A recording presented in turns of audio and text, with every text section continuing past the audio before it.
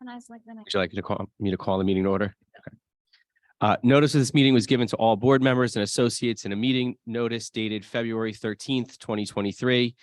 Furthermore, on that date, a copy of such notice was sent to the Times, the Trentonian, and the Clerk of the Township of Hamilton. It was also posted on the bulletin board at the entrance to the boardroom in the Hamilton Square Administration Building. Please rise for the flag salute. I pledge allegiance to the flag of the United States of America and to the republic for which it stands, one nation, under God, indivisible, with liberty and justice for all. Roll call. Mr. Salentano, Still here. Dr. Ferrara, Here. Mr. Gonzalez, Here. Ms. Harvey, Here. Mr. Kanka, Here. Dr. McSheen, He's out this evening. absent with notice. Ms. Thornton. Here. Ms. Byrne, Here. Ms. Lombardo. Here.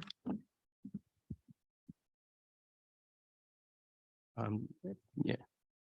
We have a quorum. Can I get a motion to enter into exec? So moved. Second. Ms. Thornton?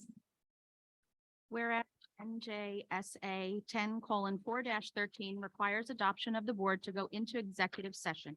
Be it resolved that the board pursuant to the Open Public Meetings Act, New Jersey Title 18A, and the Hamilton Township Board of Education bylaw number 0166 hereby enter executive session to discuss a matter involving student matters and matters falling under the attorney-client privilege. Be it further resolved that the minutes of this executive session shall be made public following formal action by the board and/or at the conclusion of any investigation, due process proceedings, or litigation, so long as not prohibited by law and so long as the need for maintaining confidentiality no longer exists. Okay. Questions on the motion? Oh, you already did. Did you do it? We do. All right. Good evening. False, Should we start with our board reps? if you would like. Or do you want to go? Got room there. first? Yes. Okay. We're going to start this evening with our board reps. We'll start with Tori from Nottingham High School. In case you want to get back to the game. Okay. Hi, here are some of the things that have been happening at Nottingham since our last meeting. February 9th was our AP Potential Assembly and Fair, and it was a huge success for parents and our fellow students. We had our freshman sophomore dance on February 10th, which was a huge success again for the lower classmen. Boys basketball beat Red Bank Regional 74-65 in round 1 of states. Next game is going on right now at Nottingham against Matawan in round 2. We had our annual Black History Month assembly starring the Nottingham Step Team and our gospel choir, and Mr. Joe Patterson and his soul sound singers, who were incredible. Tomorrow and Friday, we are having our annual blood drive. Thursday is for juniors and Friday is for seniors. The Step Team performed at Reynolds for their Black History Month assembly. On January 21st, girls basketball won against Lawrence 57-36. Congratulations to senior Jacob Vanderhorn on second place at the District 24 wrestling tournament on Saturday. He will compete next weekend at the Region 6 tournament at Jackson Liberty High School. On February 1st, our North Star Key Club members spent World Read Aloud Day at Greenwood Elementary reading to classes. There will be a Mr. North Star and Powder Puff interest meeting for senior boys on Wednesday, March 1st in room 209. And last but not least, tickets will start to go on sale for our play, The Lightning Thief. The dates are March 2nd through the 4th.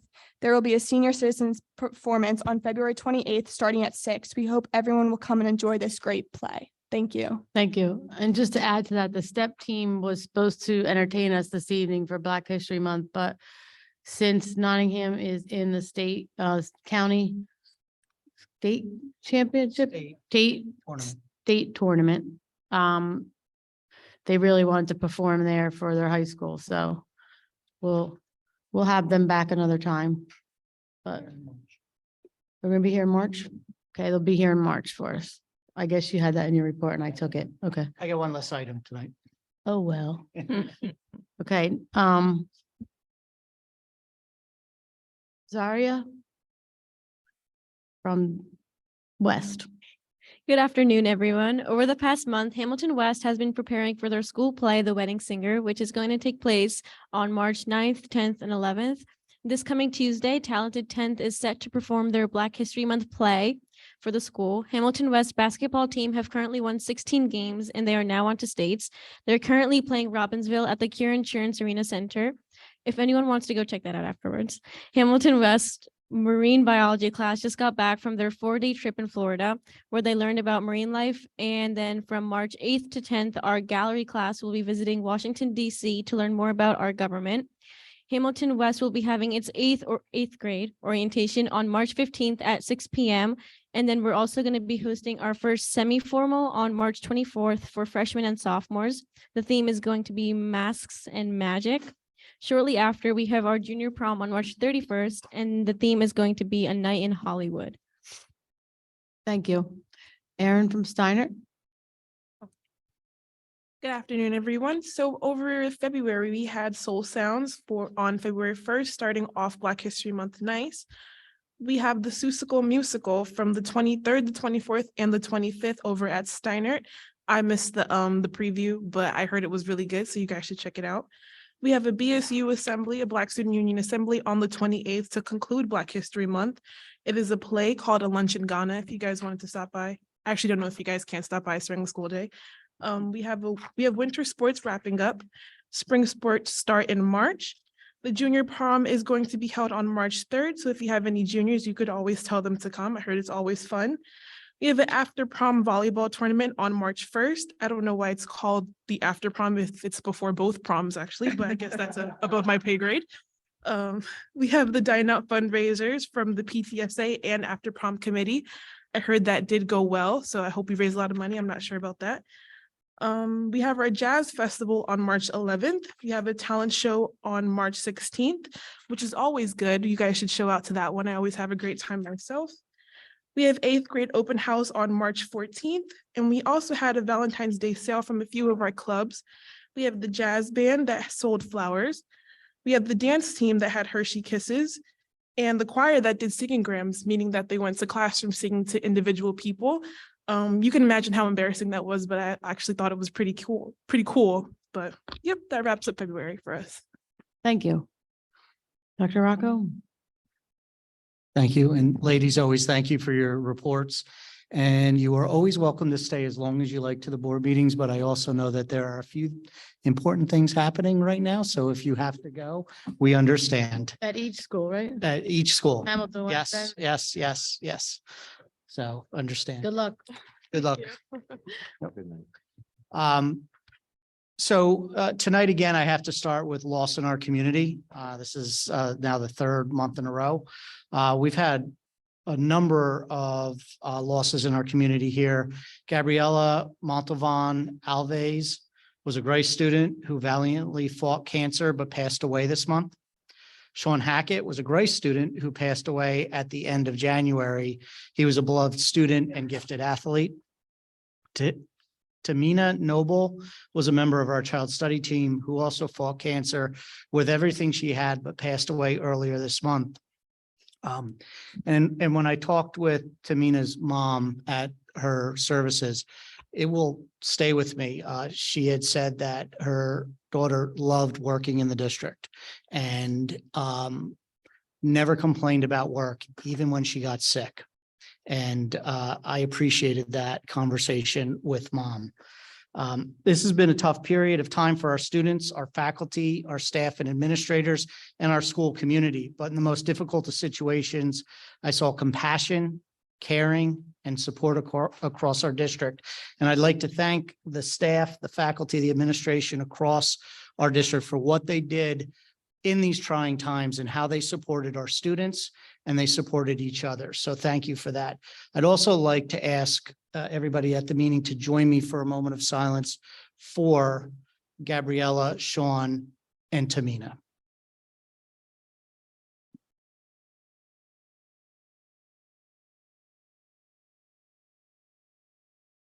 Thank you. And I know that's tough to now move on to other agenda items, but I appreciate your moment of silence. I'd like to cover a number of other things in the district, starting with our strategic planning committee. Our next meeting will be February 28th at University Heights Elementary School.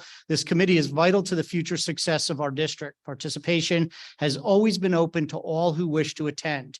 And I thank those who come month by month, by month to plan for the future of our district. But if you can even just give one meeting, come out to our district strategic planning committee. Information is on our website.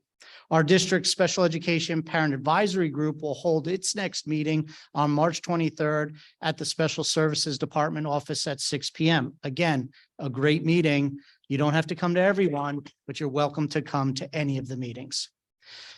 Tonight, as Board President Lombardo said, we were going to celebrate Black History Month with the Nottingham Step Team, and they were scheduled to perform, but Nottingham is playing in the next round of the state championship with their boys basketball team. So we wish them luck. And the step team has been part of every home game. So it was right for them to be there. They will be here in March. And West is participating in the next round of the state tournament, and we wish them luck. It's really exciting to have multiple teams in the state tournament and being successful. Each of them won their first round If game. they win, they play each other, right? If they win, I believe they do play each other in the next round. Yeah, I didn't want to bring that up, but, They and both win tonight. the yeah, they next both game win is tonight. back. The next game is together. And the last I got, Nottingham was winning after the first quarter. I haven't gotten the West score yet, but if I do, I'll let you know. Today, we published and provided through our website and social media feeds the winter edition of our HTSD newsletter. Please take a look. It has a tremendous amount of information, a lot of good information about what is and what will be happening in the district. So please take a moment. You can find that right on our district website or on our social media feeds. I want to update the board and the community that the turf work at West has continued as we expected and according to schedule. Work at Nottingham and Steiner will begin in May. HTSD continues to celebrate Black History Month in each of our schools throughout the month. After the month concludes, we will provide the Board of Education, as we have done every year, with the activities at each school. Those activities have been added day by day, and each school is doing lots of activities this month.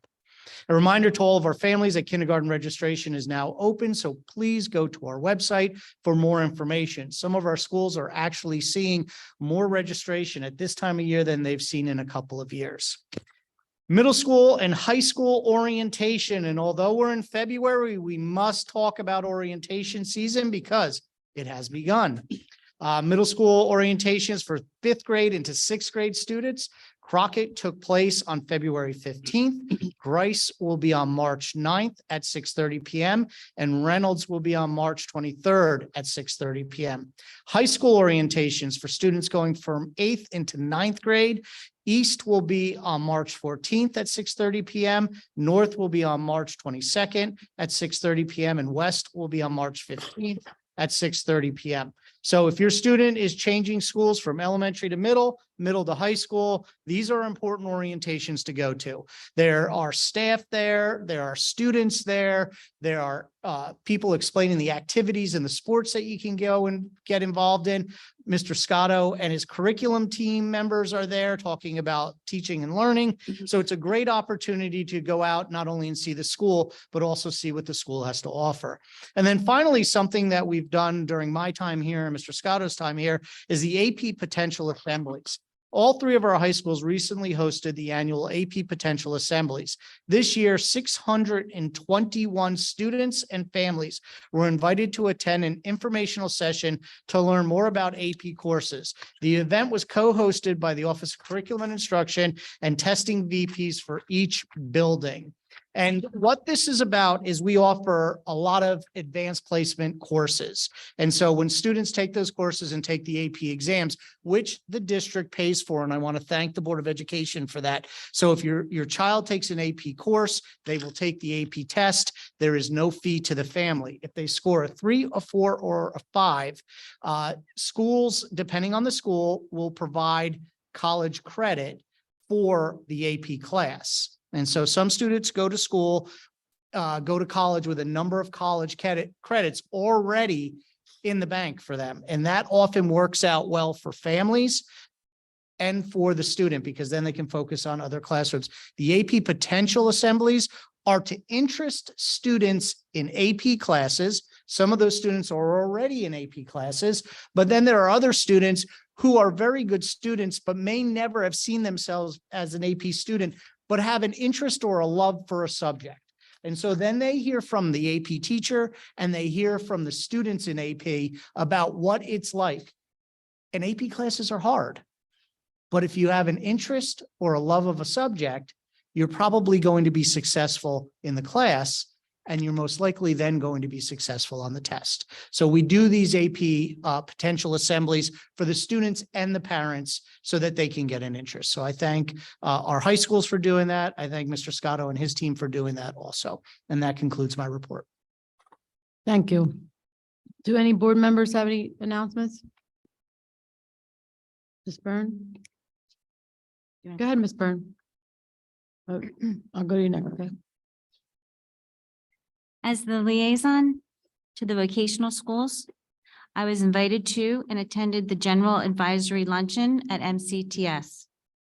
It was a fantastic Mediterranean-themed lunch, 3-course meal, of course, prepared by the culinary students. They also made mocktails, and the baking department made a beautiful and delicious dessert. The horticultural class made beautiful centerpieces, and many were involved to put the luncheon together. Any freshman who is considering a potential career in everything from cosmetology, criminal justice, electrical, HVAC, or automotive, just to name a few, please consider attending one of their many open houses. They have several in person and 2 virtual. If you do apply, you are encouraged to take a tour in person. Everyone at VOTEC is very helpful, and I'm not unbiased. Honestly, several of my children have attended their programs, and every program teacher and staff were excellent. I highly recommend students who are hands-on learners who want to pursue a trade and may not be interested in attending a 4-year college to check out our VOTEC schools. Thank you. Can I just dovetail off of that only because I've had 2 of our graduates at my home today doing electrical work. One was a 2010 graduate of Steiner, and the other one is a 2017 graduate of West. Both went to VOTEC. They were awesome. They were very fun to talk to. And I now have lights in my kitchen. Thank you. Ms. Thornton? Thank you very much. So as Dr. Rocco mentioned, in regards to the Special Education Parent Advisory Group, the next meeting for that is Thursday, March 23rd at 6 p.m. But I'm very excited to announce a little save the date for Tuesday, May 2nd. Of this year from 6 to 8, we will be having the CPAG, which is Special Education Parent Advisory Group Whole Child Fair at Hamilton West. It's going to be a wonderful, wonderful event, and we'll have more information coming, but save the date for May 2nd from 6 to 8 at Hamilton West. Thank you. Anybody else? Can I just Sorry. ask a question of Dr. Rocco? For the announcement for the Strategic Planning Committee, I just don't see on our website and for the benefit of the community where we can find out more information about that. I see the link for the plan itself, but not for the meeting. It is not on the calendar. I'll make sure tomorrow morning it's on the calendar. And Mr. O'Boyle is shaking his head in the back too, so it'll be on there. Okay, thank you, Doctor. Yeah, we'll take. Knowing Mr. O'Boyle will probably be on. It before might we be leave. on. It might be in 5 minutes. Mhm. Thank you for checking. Check back, Miss Harvey, in a couple minutes. No, just kidding. Okay, no, anybody else? Nothing? Okay, we'll move on to the macro budget presentation. Dr. Rocco?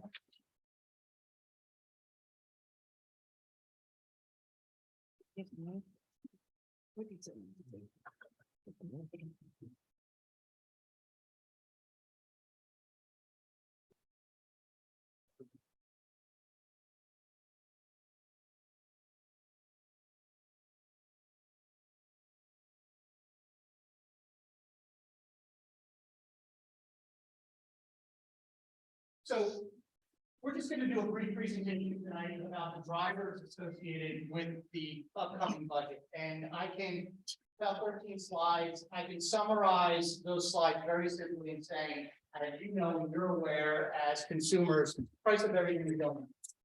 And we're well aware of that. So, just talking a little bit about what are the things that are driving this budget.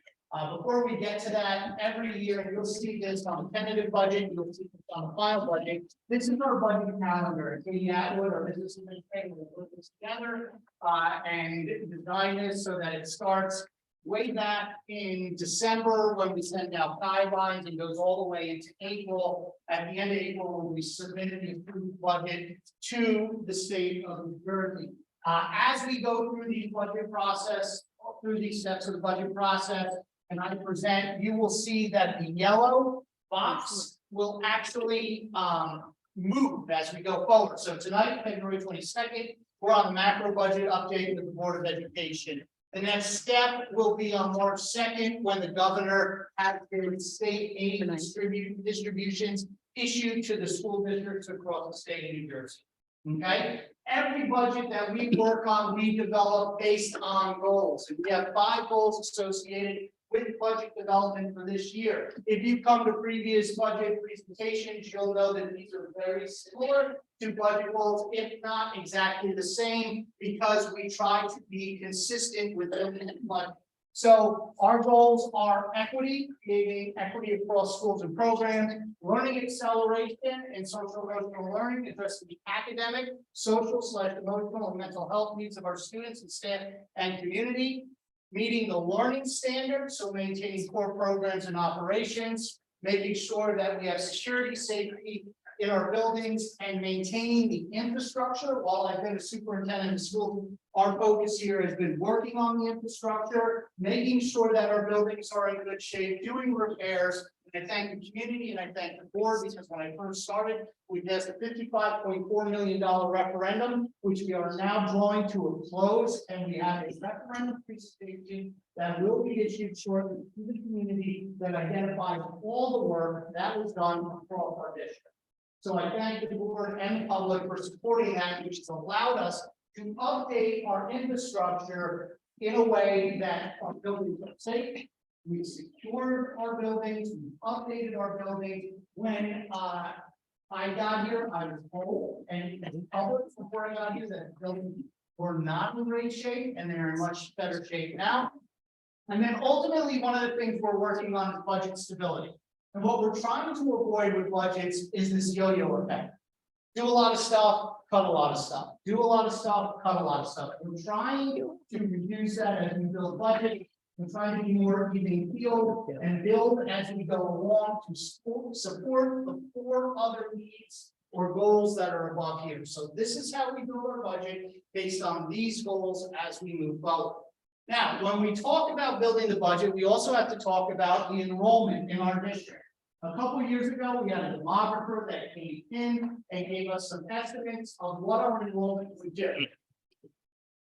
You're having a new study being done because those numbers. Okay, and how are they all? They are in red. And if you look at the red projections of the demographer, we should be at our lowest enrollment, just over 10,600 kids. We are actually right now close to 11,850 kids. That is real-time numbers based on our October 15th numbers, and we are increasing. I would not be surprised by the time we start in September that we're at 12,000. Okay, the new demographic study will be coming out in the next couple of months. That demographic study is also being used as part of the facility strategic plan, so that we can better prepare our spaces for our students and find out where we have the most growth in our district, what pockets of growth are happening across our district. Okay. If we break those numbers down and we look and we say, okay, our entire student population is growing, that is a budget driver. But also within that, what other subgroups of our students are growing? And what you'll see here is our English language learners. In February of 2022, when I did this kind of macro presentation for the Board of Education, we had 572 English language learners. In February of 2023, we have 706.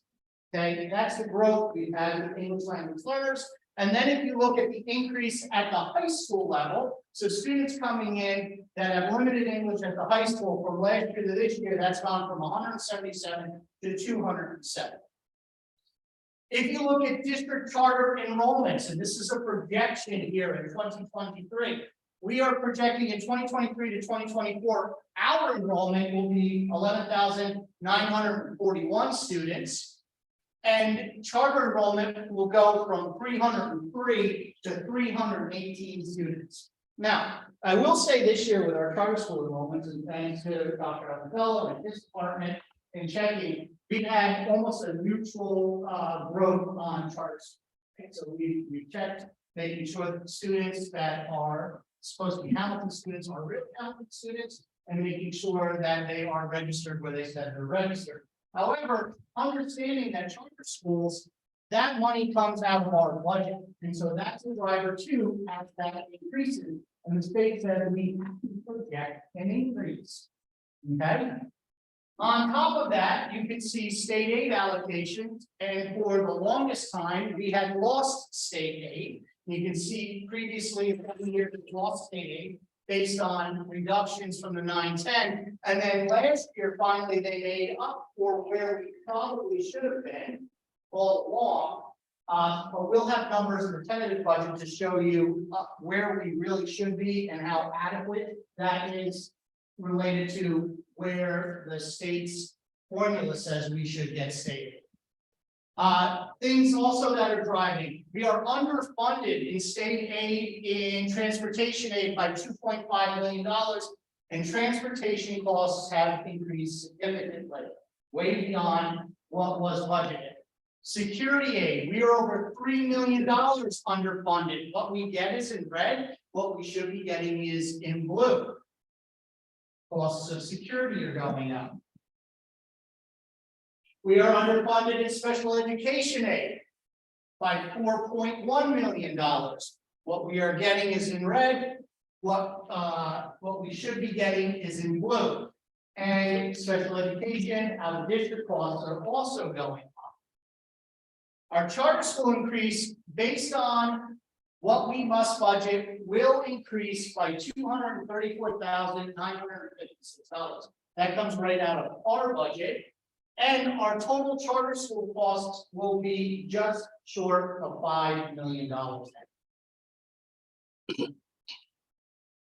And that is a mandated cost. So, to summarize, the drivers, significant drivers for this year's budget. We will need additional staff to address our growing enrollment needs with very little or no offsetting attrition savings. We anticipate increases to special education costs and out-of-district placements. We anticipate increased costs in our ELL student population as that enrollment increases. Transportation costs have increased. Those costs spiked this past year. Our New Jersey Health Benefits Plan, if you're reading the news, you will see that the state health benefits plan increased also at a rate that was much higher than the previous year's rates. Our charter school costs have increased. There is in general inflation on all services and supplies. We also need to address limited space and increased enrollment in general across our district. And we continue to address learning loss and student needs in a post-pandemic world.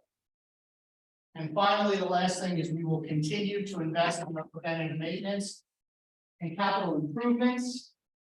But if you're like me and you tried to do any work on your house recently,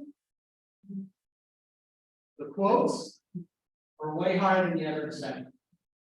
And schools are no different. Okay, so we do go out to bid, we do go to look for the lowest bidder. However, materials cost more, labor costs more, takes time to get materials. These are all the drivers for us building the budget this year. So what's the next step? The next step for us will be to work on the budget, to build out the tentative budget based on our goals, based on our needs, based on the state aid allocations that come in, and then present that to the Board of Education on March 15th.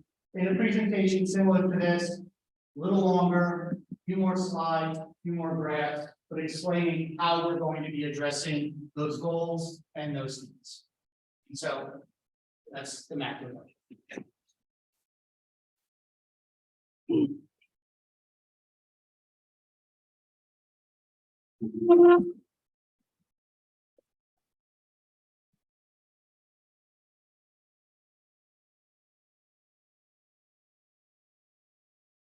Do any board members have any questions for Dr. Rocco? Before I move to committee reports? Ms. Thornton? So I just have a quick question. So our next meeting on the 15th, will be going over, you said March 15th? Yes, Is that a special meeting or is it? I think that's a regular scheduled meeting. Okay. That's the regular scheduled meeting. Okay. I can check that. It's a regular Thank you. schedule meeting. It's a regular. Regular schedule. meeting. Okay. Thank you. Okay. Board committee reports. We'll start with Mr. Kanka. Facilities and operations. Dr. Rocco took all the report that I have. We basically started with our meeting was on February 15th, 8:30 in the morning. Like to thank Mrs. Harvey and Mr. Salatano for being there, and all the senior staff members who attended. We opened up with Dr. Rocco, his community report and organizational chart that we discussed briefly. We moved into the macro budget, which everybody here just viewed the challenges that the district has. The biggest drivers are transportation and health costs. We also, then we moved into some of the projects, ongoing projects that are happening at this time. And as you heard from Dr. Rocco, the West project is progressing and on schedule. We also talked about the updated Mercerville project that happened last year with the all the new units that were put in, the wall units that were all put in. And I kept reporting that there was a punch list. Well, we have finally been confirmed that the punch list items have been completed. The only thing we're waiting on is some a couple of actuators that were defective, and they've been on back order from the manufacturer. That's the only thing we're waiting on for Mercerville. But other than that, everything appeared to be operating properly, with the exception of those two actuators, which does not affect the performance of the unit at this time. Then we talked about some of the summer 2024 projects. Was this 2023? We talked about the modular classrooms that were for Cooser and Wilson. The units are ready for delivery. We just have the administration has to get together and try to determine which amount of work is going to take place before the end of school.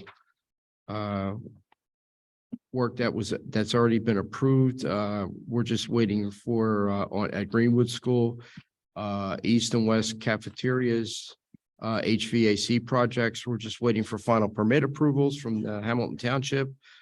We discussed the Steiner roof warranty. We want to extend the warranty for 5 years prior to the equipment being installed for the cafeteria at East.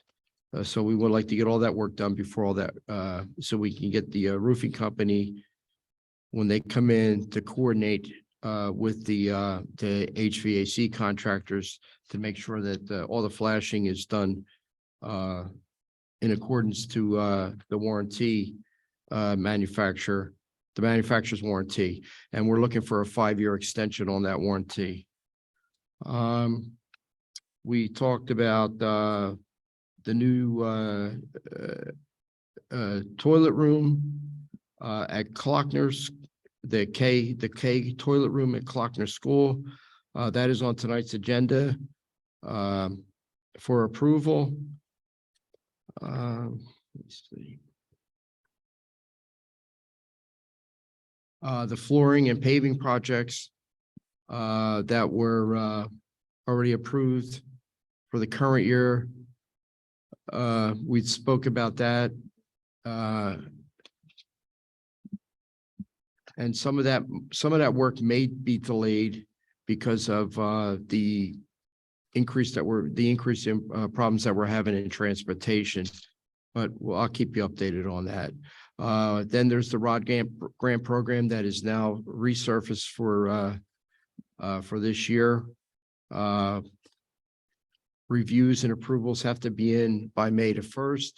And the projected, there's several projected sites that we're waiting for approval on. And that's on tonight's agenda. It would be the Layler HVAC, Yardville Heights boiler project. And there's some other HVAC and roofing projects that are going to be discussed in the future that will be submitted under these ROD grants. And that will conclude my report on existing projects and updates. I looked at some of the our food service program and the report that we get every month from that's delivered to the board for review. And usually this time of the year, we start turning the corner on profit and loss with that program, even though we are still guaranteed a minimum amount from Aramart. I did notice that even though we had an increase in student population within the school, I did notice that there was a reduction in the amount of meals that were served up to this point in February. The only answer that I would have for something like that is more kids maybe bringing their lunch to school because revenues are down, but we are still in the positive profit wise. You'll see that it'll be a negative, but it was based on last year's projections where a lot of money was given to the district through the federal government. It was like free lunches for everybody. And that program no longer exists. So a lot of the meals that were served out last year because it was free aren't necessarily being done this year. And so that we figured that those meals are being brought in by the students for lunch. The biggest driver in that is it actually isn't food costs, it's actually labor costs because of the increase in the minimum wage. There was a 26 or 30% increase in labor costs for that. But it didn't really affect the bottom line for us. The only thing that affected the bottom line for us was the amount of money that was being spent that was being allocated to the district from the outside because of the free lunch program. And I also want to I just want to pass this on that we still need people to sign up for the program. There's many families out there that could be qualifying for free and reduced. And if you don't sign up, you're not going to get the benefit. We just don't give it to you. You have to fill out the paperwork and we will, if you are eligible, you'll be enrolled in the program. If you don't fill the paperwork out and you're eligible, I can only say that's on, the person that's not doing the work.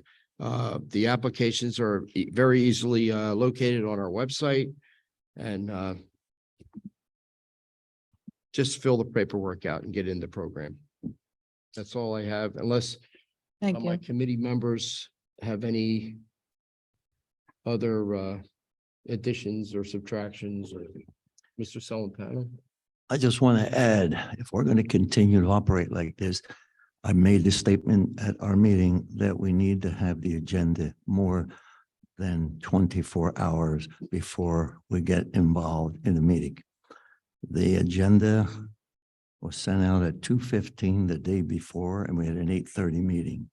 So, and I'm not trying to knock anybody off the perch, but the fact of the matter is, and I think we do have an explanation for that. I understand that, but we need to make a better effort.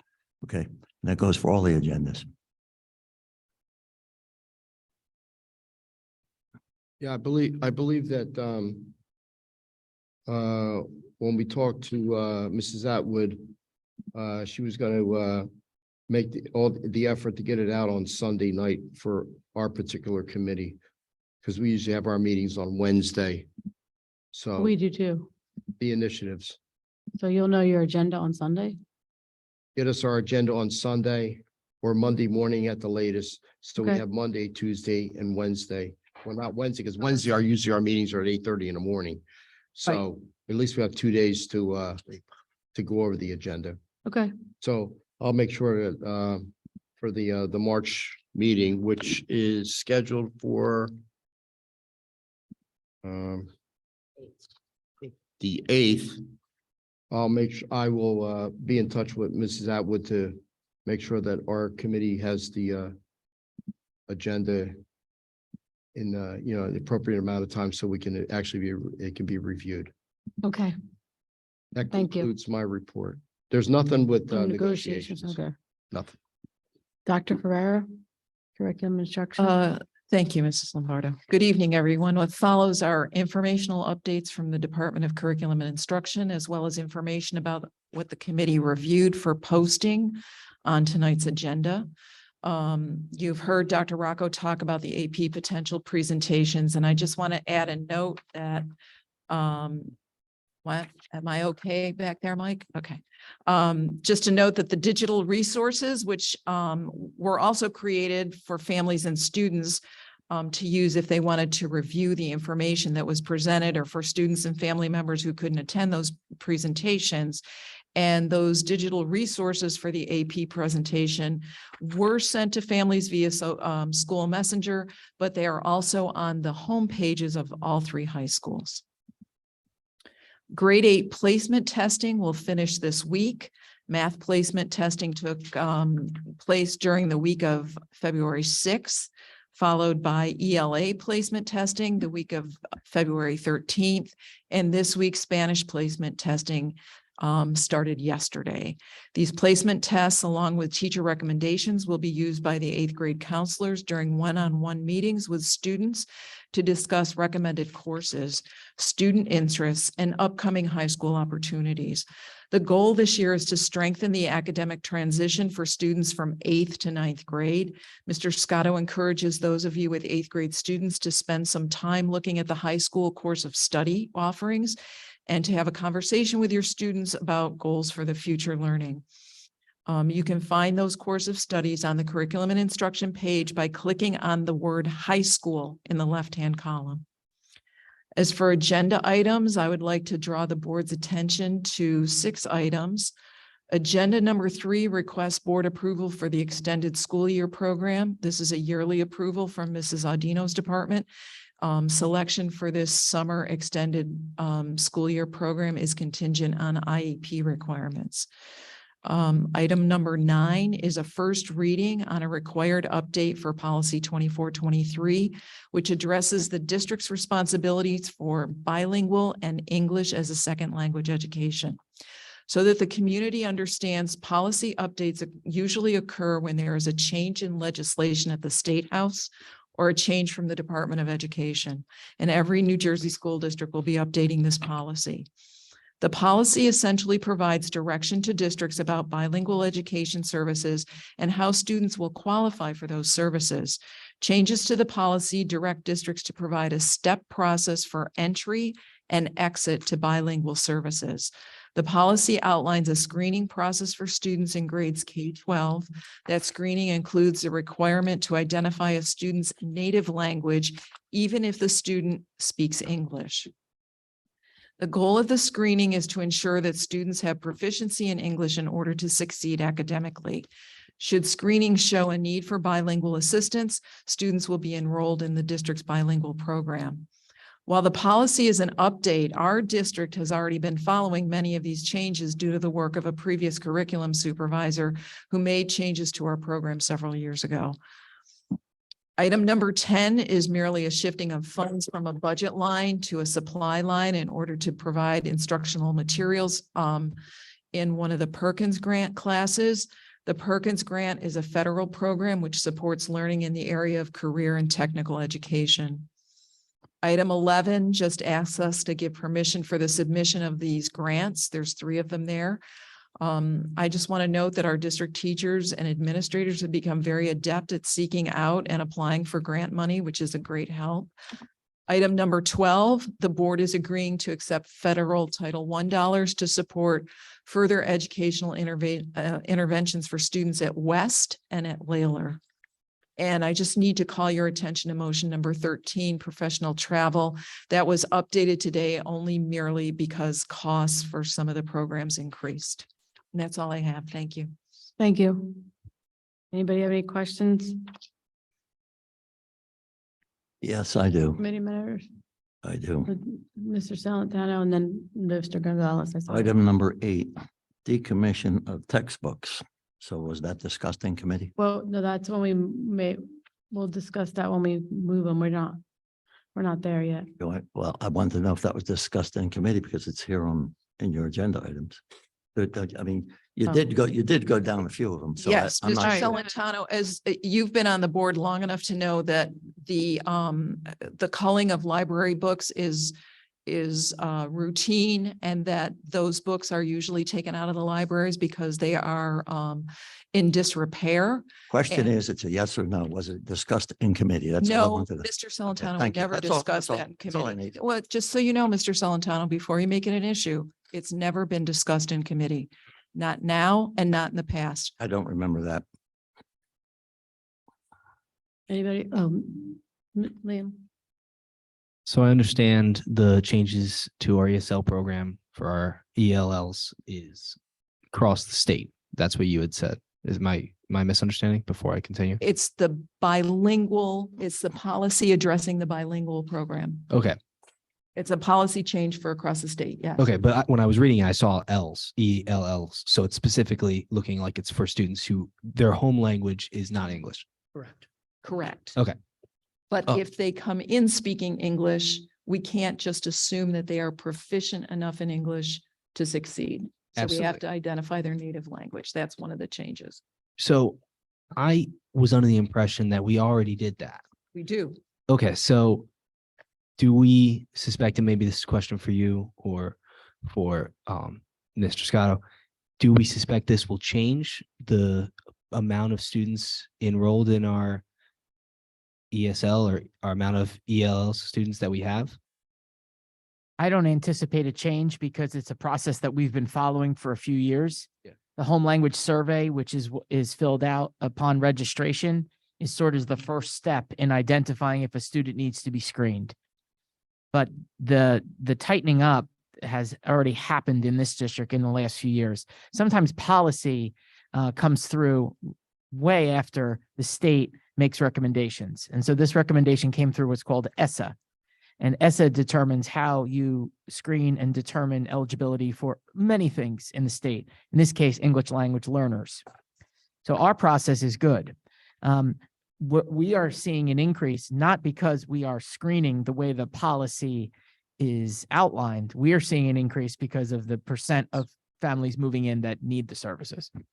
Okay. So, because I was looking at the policy, there's a lot that's looks like it's being changed in the policy, but what I am interpreting is what we are doing would not be significantly changed. It's just the policy looks a lot different, but our application, it was already very similar to what we will be doing in the near future. That is correct. So we should be updating the policy because of the recommendation of Strauss Esme, our policy provider.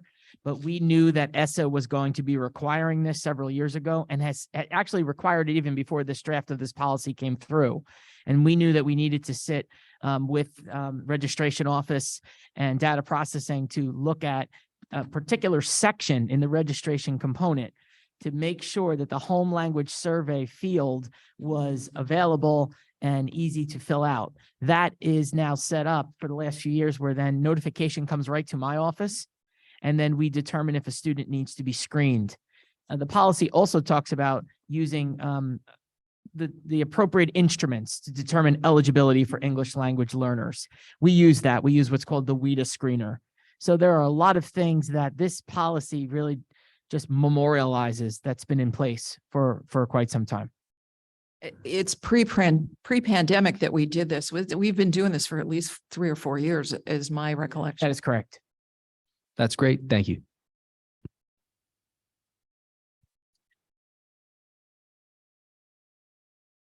Are you good, Mr. Gonzalez? Yes, thank you. Anybody else? I Can I mean, do my question? I just have go ahead. just a clarification that going to Mr. Celentano's point is that my understanding of how we've set up our meetings with the initiatives committee versus because we used to have 2 meetings a month, we had our initiatives. So our initiatives really should be following whatever is on the motion calendar, right? That we should, if there's an issue that has to be discussed, it's discussed in initiatives, and then we bring it up as a whole board. Is that right? It's basically vetting the issue. Well, that's sort of how they're supposed to run, yes. Yes, but not every item is on the initiative's agenda. That's going to be an item that is on the agenda for action. So for example, the books, the decommissioning, that is especially the library books, is a typical thing that the librarians periodically do, going through the stacks and looking for damaged, looking for disrepair, looking for ones that have not been taken out, some in decades, based on records that they have, and then being able to make space for either replacements for the ones that have been damaged because they are ones that get taken out, or a replacement that are more modern books that kids might want to be interested in on various topics. Right. My question is more just globally, not Yeah. for that issue. I know that we don't generally. Right, that's have a that, but- typical item. That's a typical item that is just a standard. You've seen that dozens of times on the agenda. But to answer your question, you're correct. Whatever we're voting on should be discussed in initiative. But not all items are always on. This is an example that is not. Right. Can I talk about those decommissioned books? Because we did not discuss that in committee. So I'm hearing tonight that that's a customary thing that you guys have done before, but since I'm a new member, looking at that, there's 39 pages that we want to decommission, 700 books. Do we usually decommission that many books at one time? Yes.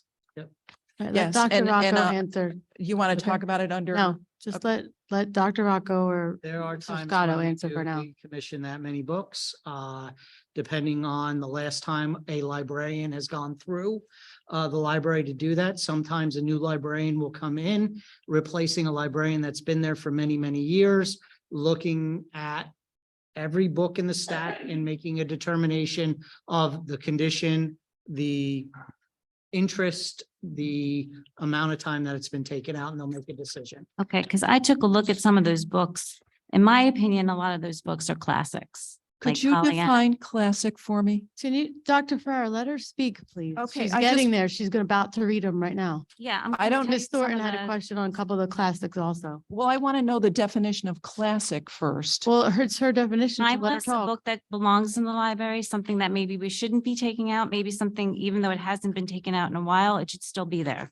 It might have interest for other people in the community. That's what I mean by timeless, classic.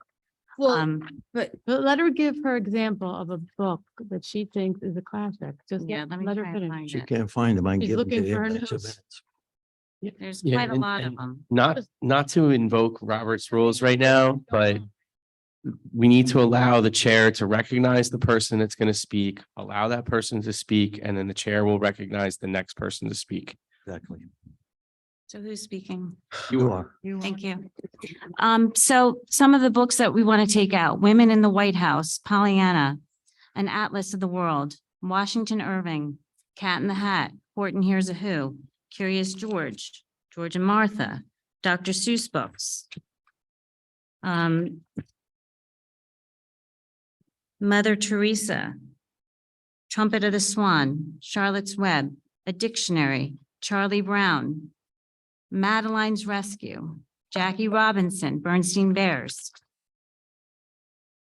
I don't know. I asked to see the books and the condition of the books to see if they're in disrepair. So a few things. I know that you had asked some questions today. Thank you for that.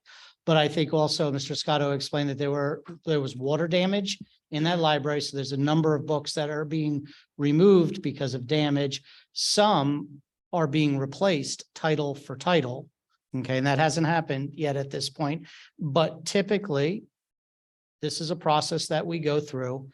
The board has a list, but typically has not examined book for book. Yeah, I love books. So to see some of these classical books being taken out that my kids were raised on, my grandchildren are being raised on. And because I ran as a board member, this was a very important issue to me. So I wanted to see what books, if I'm going to be asked to vote to take these books out of the library, I want to know what books are going to be put Yeah, back and- into the and library. you see a list of that also, but I also want to make clear to the public, and if this wasn't made clear to you, that if a book is in good condition but has not been taken out for years and the librarian feels that there might be a better title that will get into circulation, that book is made available to students to take home. Right? And so once they're decommissioned, if the book is not in disrepair, hasn't been water damaged, isn't broken, falling apart, doesn't have other issues associated with it, then it can be made available to the students where they can take it home and they can have their own library. As we all know, many kids have their own little home libraries to do that. So those that are beyond repair are unfortunately thrown out. I love books. I've got 2 giant bookcases at my house of books that I read, but at some point, some of them are no longer serviceable. I do think though, a couple of those, considering it's an elementary school, I would assume, I'm just gonna assume here, they're gonna be replaced. A number of them, title for title, are being replaced. But maybe we can get you that answer too. I think that's what you're looking for, is certain ones, especially the Dr. Seuss ones, I assume. Yeah, I wouldn't want to see them taken out. Mr. Salantano? I guess some of the answers will already come to me, but I just want to make sure we understand this. What probably caught my attention were the Dr. Seuss books and a few other books that have gained national attention for, I guess, the way things are worded in them. And that's what I'm trying to, I hope we all try to avoid playing that game where they're not gender specific for whoever's narrative is out in the forefront. But more so is, I think you just answered it, Doc. I think we will replace these books. Okay. And it should be title for title, especially for the classic books. And the classic to me is that it's had a long history of proving worthiness to a community, in this case, youngsters, okay, and families. I remember, I read Cat in the Hat and something else to my youngsters. Of course, my wife did the heavy lifting, not me. And I think we owe it to ourselves, we owe it to the community, because we do not need, okay, a cadre of folks coming here screaming about removing books when we don't have really a solid reason. And a solid reason is, yeah, if they're worn, if they're damaged. But as Ms. Barron said, I'm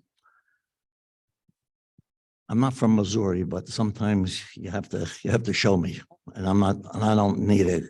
I don't need I don't need anybody to show me around, but I think It would make me feel better anyhow if I know that that is not the reason. And I'm not saying it is the reason, but I'm trying to play the devil's advocate here. I'm thinking about what goes on out there. And you all know the same news that I'm talking about. Okay, this book is being removed because they use he and should instead of them and a lot of that stuff. These are children's books. Okay, let the kids grow up. So I just want to clarify for everybody. New principal. Couple of things. One, it's a standard practice in all libraries, whether they're public libraries, in public schools, or in your community, or in any type of school, for the librarian to go through, or whoever the specialist is, to go through the stacks to identify books that need replacement. I'm going to clarify also what Mr. Celentano said. Some books, not every book that's on that list is going to be replaced title for title. Few of those books will be replaced title for title, but new books will be brought in to make sure that there is interest from students, because what we're looking for is a love of reading, a love of learning, so that students are engaged. A book that has sat there for 50 years and hasn't been taken out, for me, as a history major, I'd love to look at that book. Absolutely love to look at that book. An 8-year-old might not have interest in that book. So can we find a book then that the child is interested in? On top of that, there was water damage. There are other reasons, but no time in my history has anybody ever told me when the libraries were called, they were weeded. The term is weeded. They go through them, weeded, to look for books that are on a particular list to remove. I want to be clear about that so that there is no misunderstanding anywhere on that. And at the end of the day, the goal is to provide a library where children will come and enjoy learning and picking books. So I appreciate, because as you said, first time with this, asking questions, more than happy to answer those questions, and thank you for those. And at the end of the day, we just want to make sure that our libraries have enough books for our kids to read. So. Ms. Harvey. Just as a question, which I think might address Mrs. Burns' concern. We don't actually get the list of books that are being purchased for the library. Is there a way that we can do that so that we see, okay, these are being replaced? Just. Yeah, I mean, they're on the purchase orders, so we can provide that. It's in the bills list probably, but I mean. I don't think they're on the bills list by title. They're just on the bills list as the vendor. Mhm. So it doesn't actually differentiate each one. Thanks. Mr. Kanko. I think that the point that's trying to be made here is we don't want books being taken off the shelf because one or two people don't agree with the narrative of that book, and it's going to be replaced with a book that may have a different narrative in it. That's what I think we're trying to prevent here. And Some of these books, are, like I say, classic, Charlie Brown and all that. I don't want that book taken out because, it came out in 1957 and things have changed in 2023. I love that book. That's a great, and I don't look at it any other way than a fun book to read. I don't dissect every single word in the book. I just read the books. And Right. I just don't want that to happen here. If the book has been taken out so many times and it's beyond repair, that's a different story. But And I think we're gonna get more clarification on this, because I did ask Dr. Aga, but like I've been on this board a long time, right. and it may have happened before, but I don't remember. I don't remember seeing a list of this magnitude for library books 700. being removed. I mean, I know I've seen, textbooks have been decommissioned and stuff like that, and it's hundreds and hundreds of them. But I mean, I don't remember this unless it was just. We've had very long lists multiple times, many times. Wilson School. I think what's going on with there's two separate things. Rashawn is a new principal at a school where he's revamping a library that needed to be revamped because it was left in disarray. And feel free to say that. Also, we have Ms. Byrne, who is new to the board, and she did bring light to me about libraries. I have to be honest. I mean, I never really looked into every single library in the district for all the books that we have. It's almost impossible for me to do that with all the other things that we have as board member. But now that she did, I'm glad you brought these to our attention. I think we're all in agreement, and I saw one particular teacher in this room, eyes almost pop out of her head when you said Horton Hears or Who. And I would think that that would be a book that a principal would definitely put back in the library. And I know that Mr. Scotta will make sure that that's done, but he also wouldn't let a book that's really good, in good condition, that is a classic, let's call it, be decommissioned for no reason at all. So I think all your points are valid, and I do believe we'll get more answers to this, especially now that it's brought to our attention. And I think we'll be able to find out some of the books that were replaced. I'm sure they're not replacing 700 books, but those main ones we'll get you. Because I do know that some of these books, not every one that's on the list, but some of these books, some of the classic books, such as, you know, Cat in the Hat and all that Right. stuff. There's been a lot of talk Right. about the narratives in these books, and they're getting reprinted. I want to make sure that we're not, Right. we're not changing this from, old school to new school. I just want to replace them with what's there. And I don't think that's Okay. Dr. Rocco's saying that's not happening.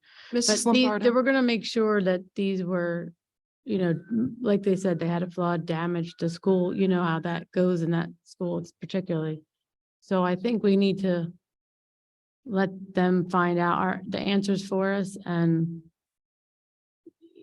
they're being decommissioned, but we're not going to a bonfire and burning them up right now, but. So we'll get you the answers you need, okay?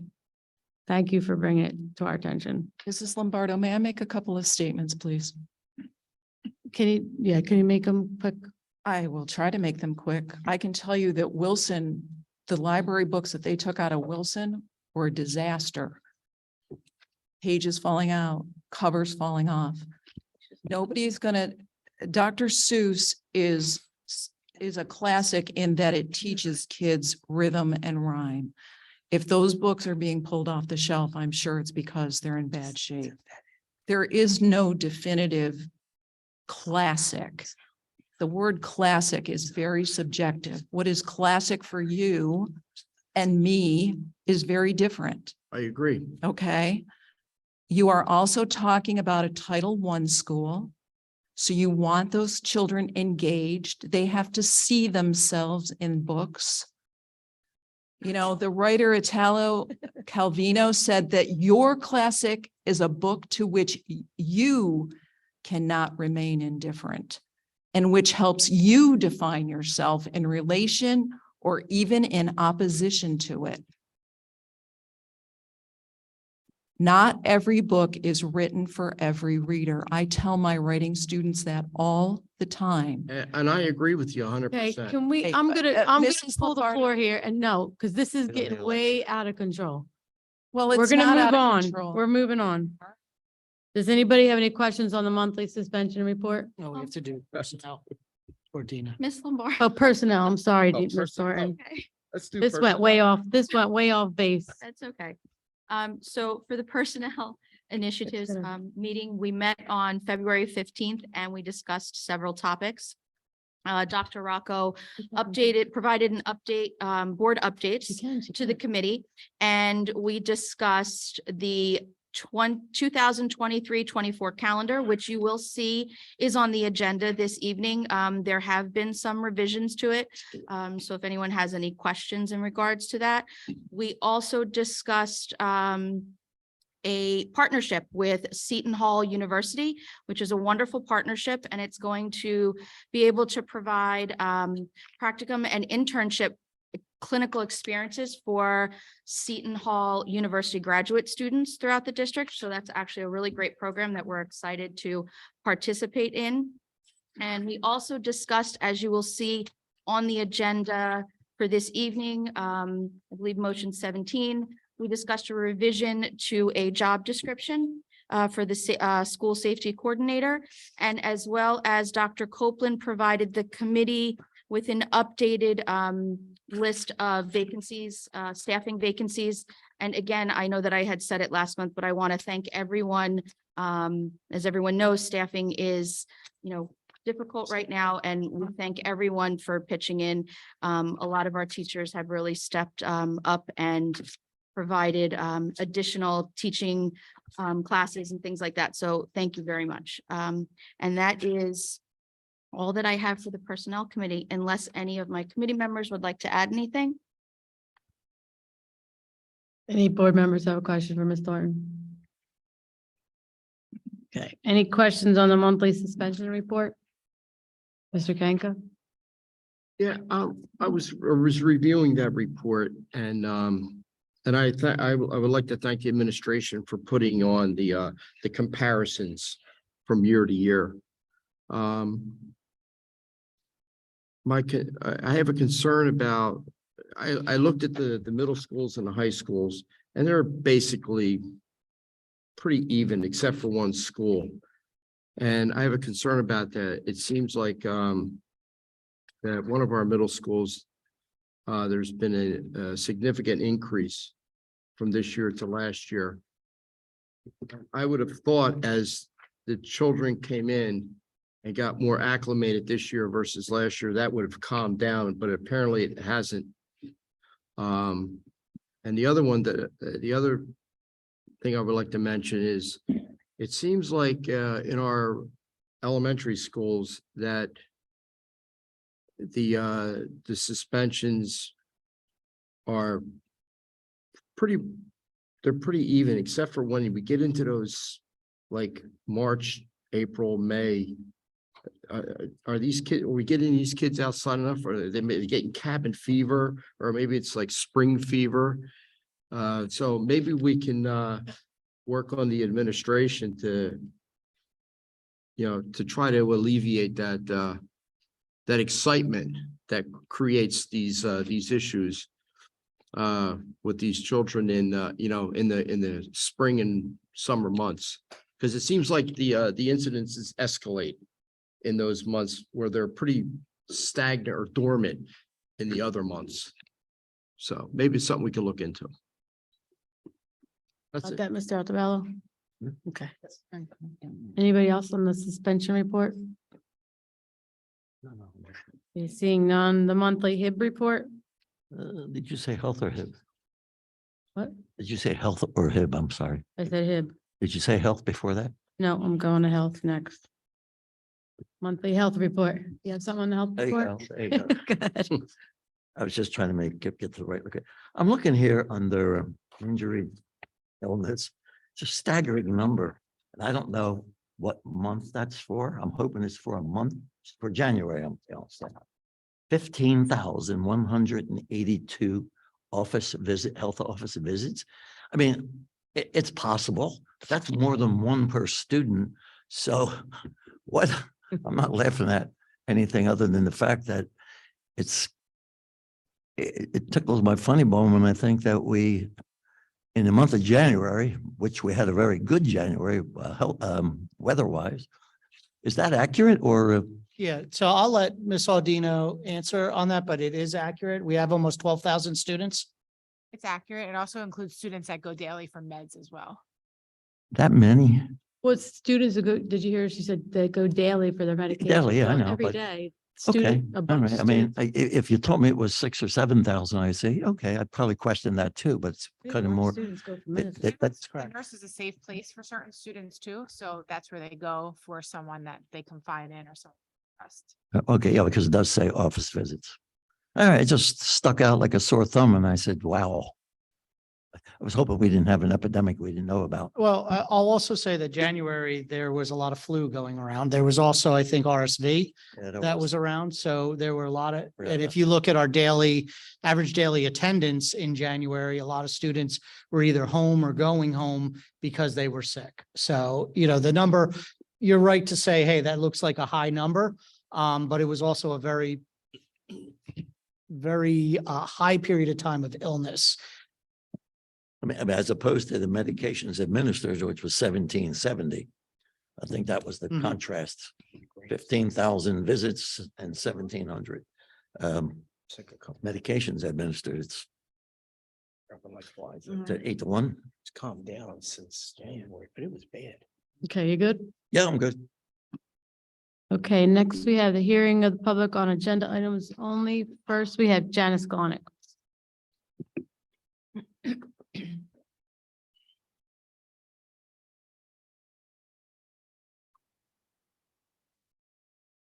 I know this is a first for me in this division. Okay, I am concerned about the conference schedule. Having conferences on Halloween, we had them this year, which was nuts. And now they're scheduled next year for Halloween. Halloween is a nutty day. Kids are all excited. The parents are trying to get set for trick or treaters, this, that, the other thing. There is no need to have conferences on Halloween. And they said something about it being optional. Halloween would be optional, which means you would overload the other days. You have some children who need 2 sessions, 2 conference periods, you book them. And like when I taught, I also left an opening so in case you always ran overtime so that you could catch up. There is no way that you can't do 4 days. You need to do 4 days, and Halloween is definitely not one of them. And so we turned around and now we have 2 night conferences instead of Tuesday and Thursday. We have Wednesday and Thursday, and faculty who travel far, I mean, I stay up late, so I really don't care, but they, get home after 8 o'clock, they might have a half hour, 45-minute travel. And then the next day they have to do the same thing. Now, really, we need to change the whole thing. We used to have them back in the days of the Pilgrims in November, right after election week. It was nice. It gave 2 extra weeks to get to know the kids. You need to get to know the children, and you need this time that needs to be put back into November so that we have easy flow and things, nothing interrupting it, and the teachers have more time to get to know the children. Also, Juneteenth is on a Wednesday now. We're taking that off. They're going to have 2 half days off Wednesday, I understand, and then they come back for the last half day. That doesn't make any sense. I mean, the governor had said that the 3rd Friday would be Juneteenth, would be the 3-day weekend on the 16th, Friday the 16th. Then they would have their straight through that. That's what I had heard was going on. And then the snow days. Instead of putting them on Memorial Day weekend, we're now putting them 3 Fridays in a row. Not too many bosses are going to be happy with their employees taking off 3 Fridays in a row for a 3-day weekend. That's not going to fly too well with a lot of companies because you have to have babysitting services and all this stuff here. It's easier as just one big batch like a Memorial Day weekend, or you could do 2 days for Memorial Day weekend and let school end early. We used to end early, but of course I know that things are booked now with the high school, but you could just take 1 day early and give the seniors a chance to go and get ready for the graduation. So that could take care of 1 day that way too. And then just have the 2 days in the Memorial Day weekend, but not too many companies are going to be happy with their people taking off 3 Fridays in a row. And do we check with other districts? I mean, that see what they do, that we could coordinate with them, to see how they operate their times off and how things like that. So, because there's a lot of teachers and all who have kids in other districts, and then our district's one different, and that, I mean, it'd be nice if we could like Bordentown or something, we coordinate with them just to see what they're doing. And then maybe we could, make sure our days kind of match up, but we definitely need to get those conferences changed, not on Halloween. There's a lot of work going into that stuff. We need more time to get to know the kids, put it back into November. It's much better. And I'll tell you, the teachers will be thoroughly thrilled with that. The Halloween thing does not fly. We need more time to get to know the kids, plus it'd be easier and calmer, and that should do it. Thank you. Thank you. Lisa Lankowski.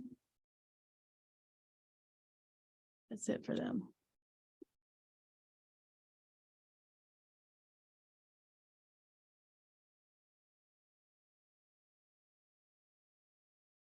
Good evening, Lisa Lankowski. I'm a member of the HTCSE, and I just wanted to comment regarding the decommission of library books. For those that have not been on the board for several years, you don't remember this happening because it was a normal course of a librarian's work. Imagine how our librarians are going to feel when they hear suggested accusations that they are removing books due to their own political agendas. Not everything is political. Many of the books that Ms. Byrne listed are beloved, and they are checked out more than others, hence the poor condition, right? Lots of kids taking books out and reading them lends to broken spines and pages getting ripped, etc. So it's not all political. Others that haven't been checked out in decades should be removed, or are we going to force the students to check them out? To request to see the books to determine their condition is literally a slap in the face of our librarians. Can we please just let them do their jobs? Thank you. Okay. Dr. Varro, can you bring us through the curriculum and instruction? Yes, sorry. Upon the recommendation of the superintendent, I move CNI items 1 through 13. Second. Got that. Does anybody have any questions or comments on those? Okay, Mr. Gonzalez? No, I was pointing because I couldn't. Oh, Ms. Thornton? Yes, I had a question in regards to motion 3. The extended school year for 2023. I do see on here the days. Do we have a time frame? Or are we looking at a particular time for the school day? I know that it's IEP driven, so I didn't know if you even had that as an option at the moment. So Dina will answer. Thank you. So it's 9 to 1.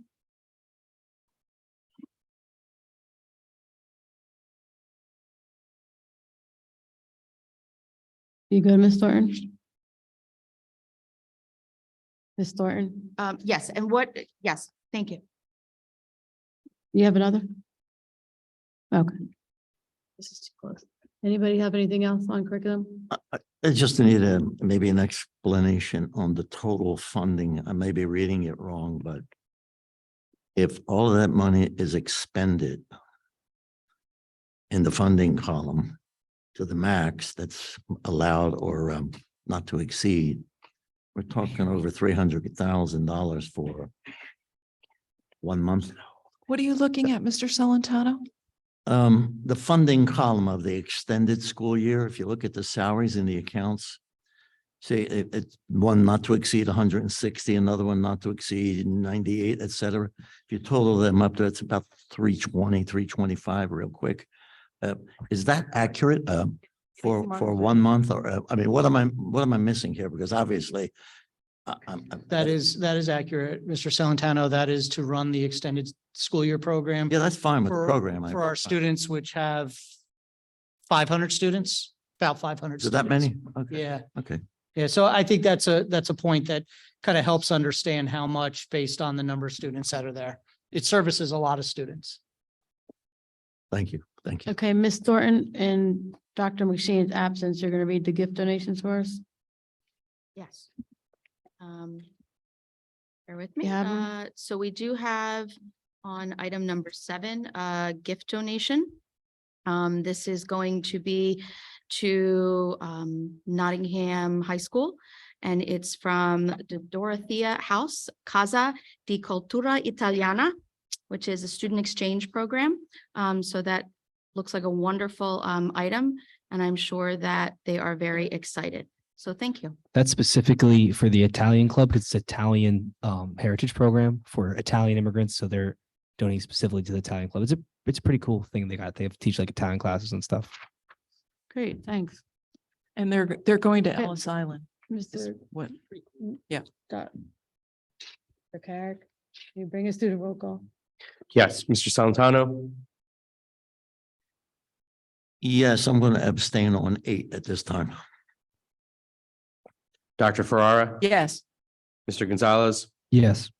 Ms. Harvey, Yes. Mr. Kenka, Yes. Ms. Thornton, Yes.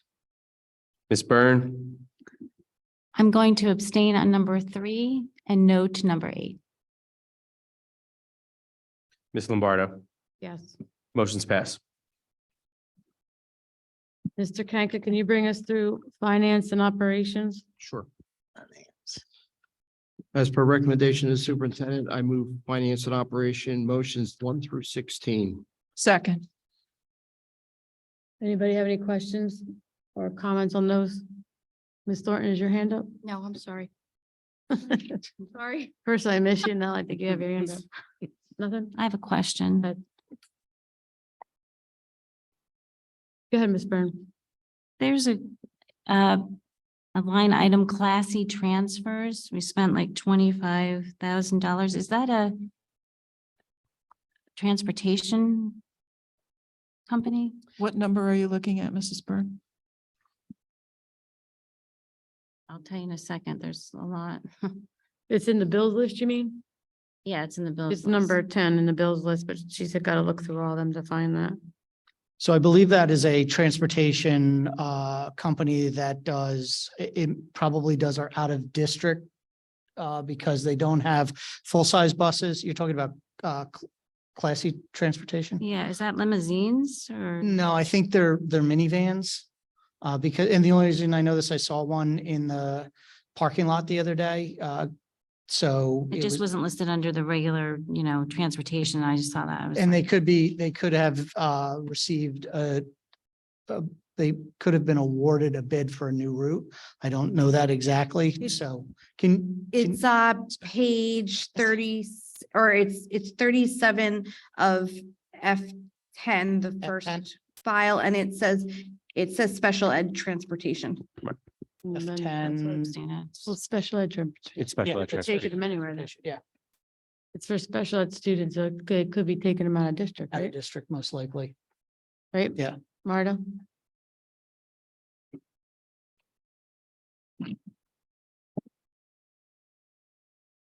Did you want more clarification on that? Or are you? I guess they're vans. That's why we're spending so much money for the special needs. The one that I saw was a transportation minivan, not a like 26 student van. It's expensive. So, Mrs. Burns, sometimes we can't get a bus to cover a route. So we need to get a van to cover the route. Mrs. Audino can explain this more. Transportation costs are kind of wonky. I mean, we are responsible if we have a child that becomes homeless and moves out of our district, we are responsible for bringing that child back into the district for a year and to pay those transportation costs, no matter where in the state that student may have moved. So you'll see some wild transportation, and that's really a Trenton issue. And Okay. Thank you. Sure. Are we good for those? Mr. Carrick? Mr. Salantano, Yes. Dr. Ferrara, yes, Mr. Gonzalez, Yes. Ms. Harvey, Yes. Mr. Kanka, Yes. Ms. Thornton, Yes, but on number 10, I need to abstain on page 14, line item 10, page 17, line item 16, page 24, line item 1. I'm so sorry. Can you start again? Because I was, redo those. you were doing it by page and so, can you do it again? Page 14, line item 10. Got it. Page 17, line 16. Police and Hamilton. Walk. Page 24, line 1. Page 55, line items 9 through 15. Let's ask her You to say put number them all on 16. one page next time. 16, page 16, what was the line? Page 17. She made you search. We'll have Katie put, That's on all others. we'll put the Hamilton Township Police and Y on one line next time for you. Ms. Byrne, It'll make it much Yes. easier. and Ms. Lombardo. Yes. Motion's passed. Ms. Thornton, Um, personnel. Yes. So upon the recommendation of the superintendent, I move line items on personnel 1 through 17, Second it. Wait, there's an 18. 1 through Yeah, 18. Second it. There's 17. You're adding one? Yes, we So- gotta. We don't need a motion to add it first? No, it's on the It's on there. agenda. On there. Oh, it's on there, okay. I have the printed copy, I'm sorry. Ms. Harvey? I just have a point of clarification just for the benefit of the public, since there was public comment about the calendar. My understanding is that Dr. Rocco had actively worked on the issue with the conferences and Halloween, and that the building principals were in agreement. So I just wanted to. Yeah. He was gonna address that. Thank and you. I Juneteenth appreciate it. Also, And, right? and thank you for bringing it up. So, We were supposed to address just that, so, Thanks. just so the public knows, the calendar goes through many eyes. Many people see the calendar. It doesn't just show up one day. And Janice, I always appreciate you coming to the board. You know that. So number one, we asked principals to ask their staff, are you okay with this? It's a twofold thing. As you said, Halloween is a crazy day, right? It's always been a struggle for kids coming and going, having to go get dressed and then coming back. So first of all, making it a 1-session day, allowing kids to come over in their costumes, celebrate together, everybody's coming together.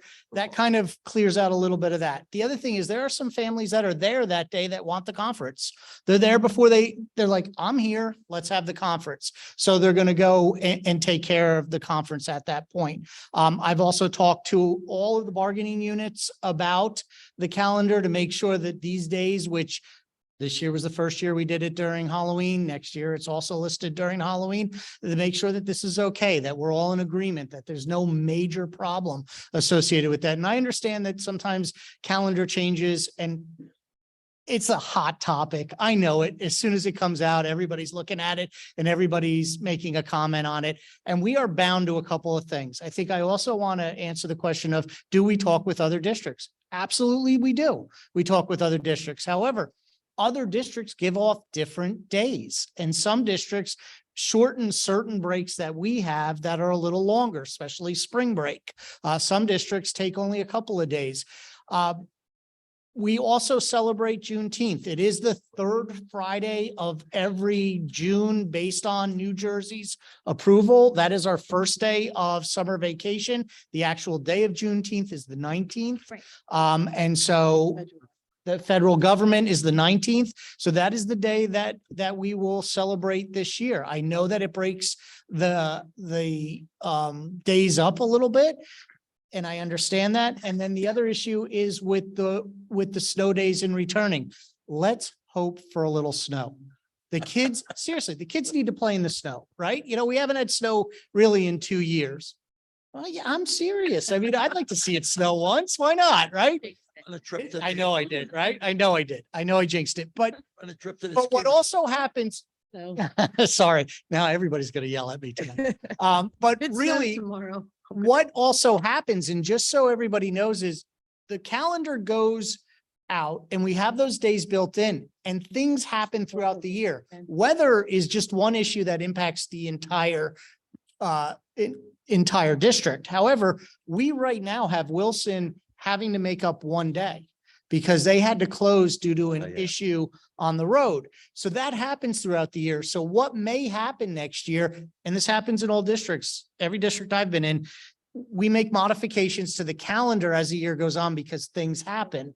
So we will, if we don't use all those snow days, one building might have to make up a day, another building might have to make up a day. So it depends as the year goes on. We need those days built in. And I'll answer the question in some people's mind right now. No, the state is not allowing us to do virtual schooling if it snows. They're not allowing that. I actually heard on the news today, I think it was the Weather Channel, where they were saying somewhere out Midwest where they're gonna have 3 days of snow, they actually can do a virtual day. So I know that doesn't satisfy all the concerns and questions with the calendar, but but that's the rationale of why it looks the way it does. And let me give one last pitch. November election day, June primary day.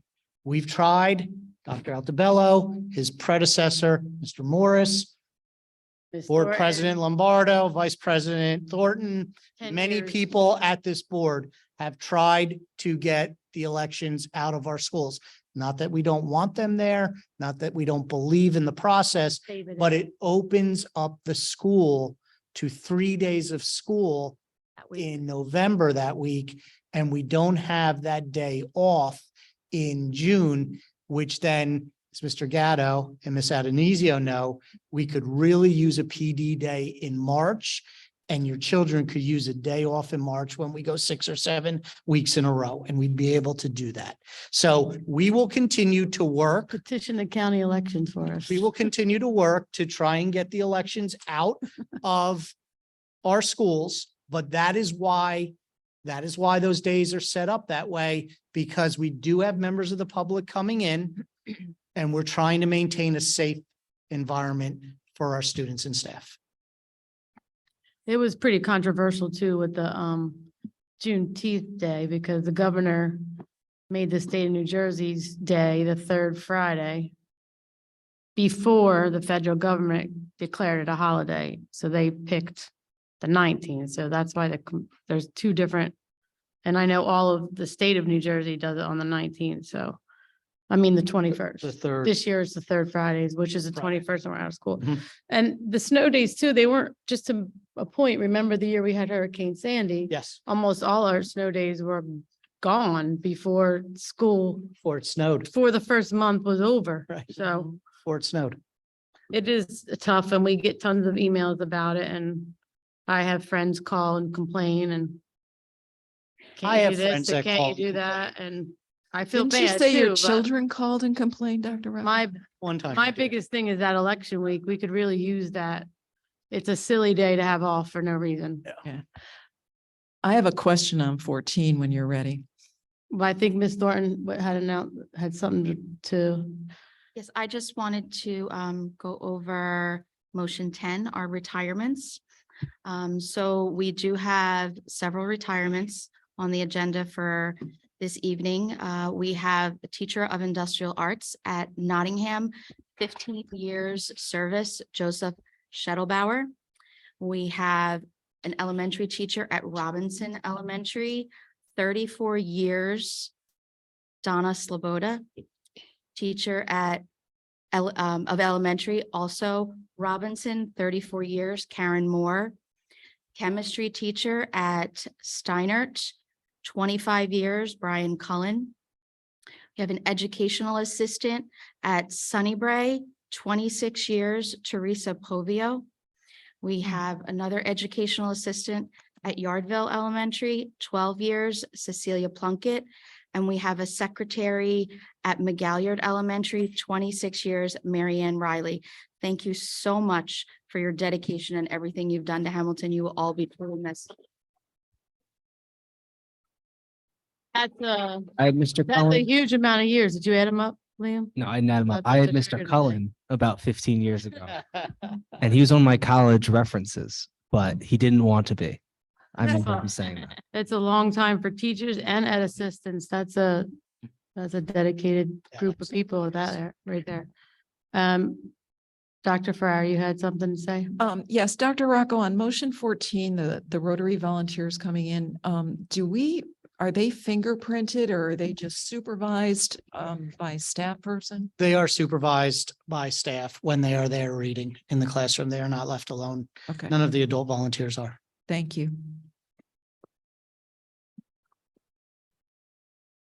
Anybody have anything else? Nope. Mr. Carrick? Mr. Salantano, Yes. Dr. Ferrara, Yes, Mr. Gonzalez, Yes. Ms. Harvey, Yes to all, but I'm abstaining from number 5D2 and 5R5. Mr. Kanka, Yes. Ms. Thornton, Yes. Ms. Byrne, Yes. Ms. Lombardo. Yes. Motion's passed. Okay, next we have other business. Does anybody have anything for other business? Mr. Salantano? See how it's list.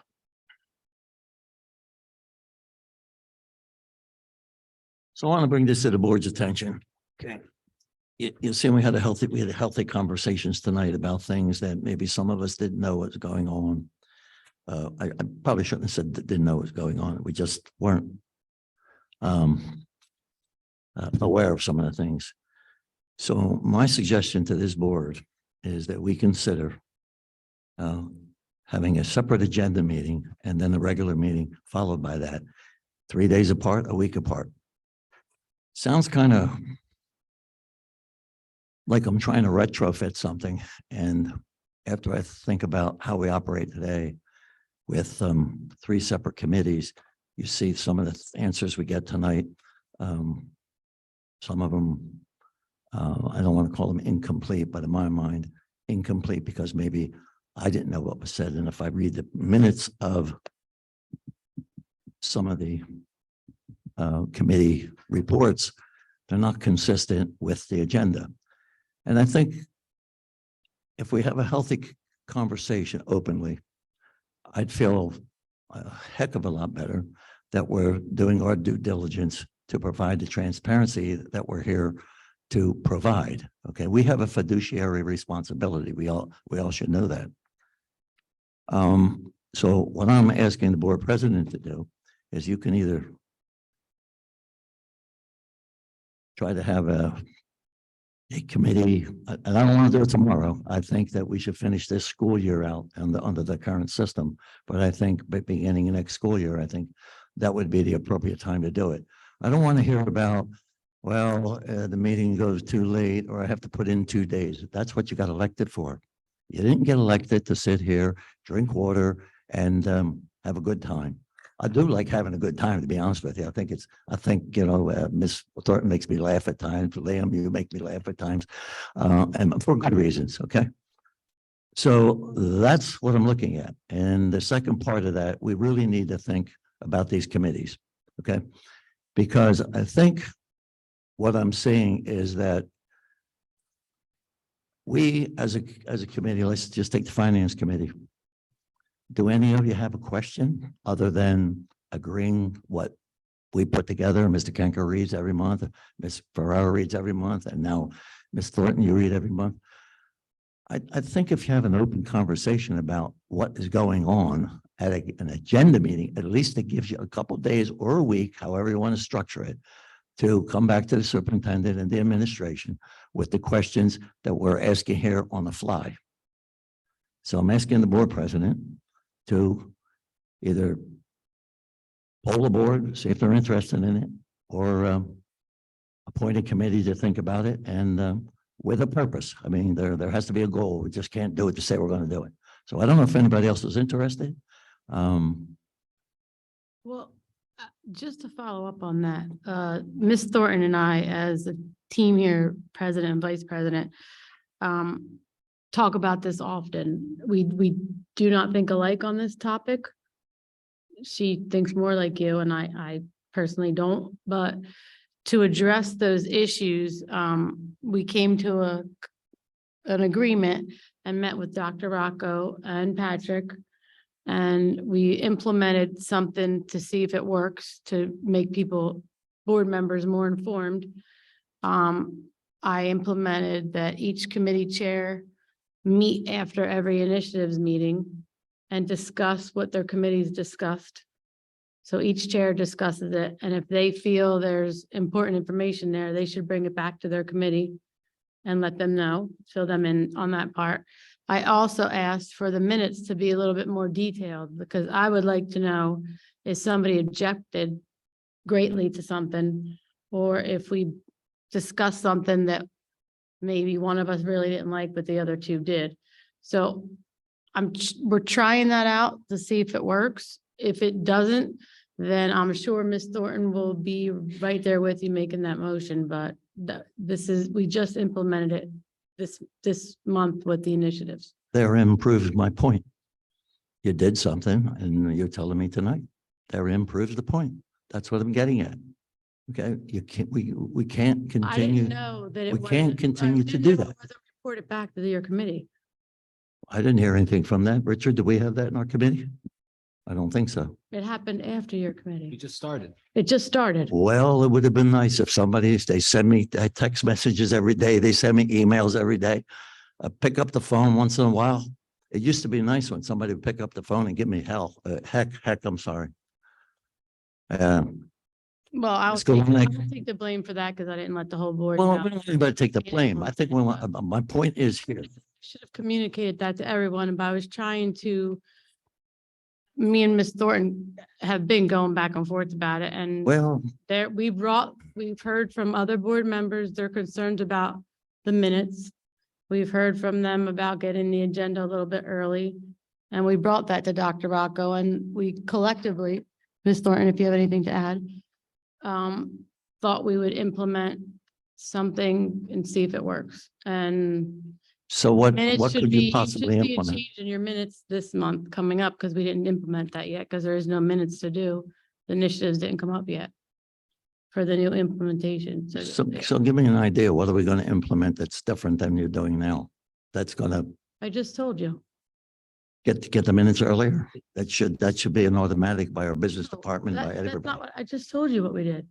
The board chairs are meeting after every Okay. initiative. And again, I said that and they proves my go point. until they're talking to each other, and I just said, I asked for more clarified minutes, so that when you get the minutes from my committee, you'll see a more detailed report than you've seen in the past. Yeah, I agree with that, but don't you feel that a one-on-one, you and I talking about something face to face, because sometimes somebody on the other side of the table, somebody in the audience, another board member it may spur a question that maybe we overlooked. Example, when Ms. Galanick brought that up tonight with the Halloween date. All right, I never would have thought of that. And if you brought it up in the committee, I would have never thought of that. But when she brings it up and Dr. Rocco explained it, it's a lot more clearer. My point is, we're not talking to people enough. We're depending on technology. We're depending on videos. What Ms. Thornton brought me her issue, and I discussed it with her. I didn't have an issue at all about it, so I wouldn't call you about an issue that I don't have. But if you had it, you could have called me and talked to me about it too. So I don't get what you're asking me to call you, that I didn't call you about that. I'm It just wasn't bringing my- up a point Ms. here. Thornton had a problem with the way things were going, so she reached out to me. Okay. And we came to an agreement to try this as president and vice president. But if you thought this, you could have called me out of not here either. I But could I'm have, not the one that, I'm not. I the only could one have, but I that wanted to did it. talk to the entire board. That's why I'm doing this. But if anybody else has anything they want to add, they can, but we're trying this as a trial. Ms. Thornton? So, thank you. Mr. Salantano, as we've had this conversation many times in the past, Many. here, and there's no surprise that I do think that having two meetings, an agenda meeting and a business meeting, would be beneficial. I, at the time that we did switch it, did agree, and as you remember, because I believe you were president at the time, did agree that, we would try it. And if there were any issues, we would absolutely come back to the board and have the discussion, because it is an entire board's decision.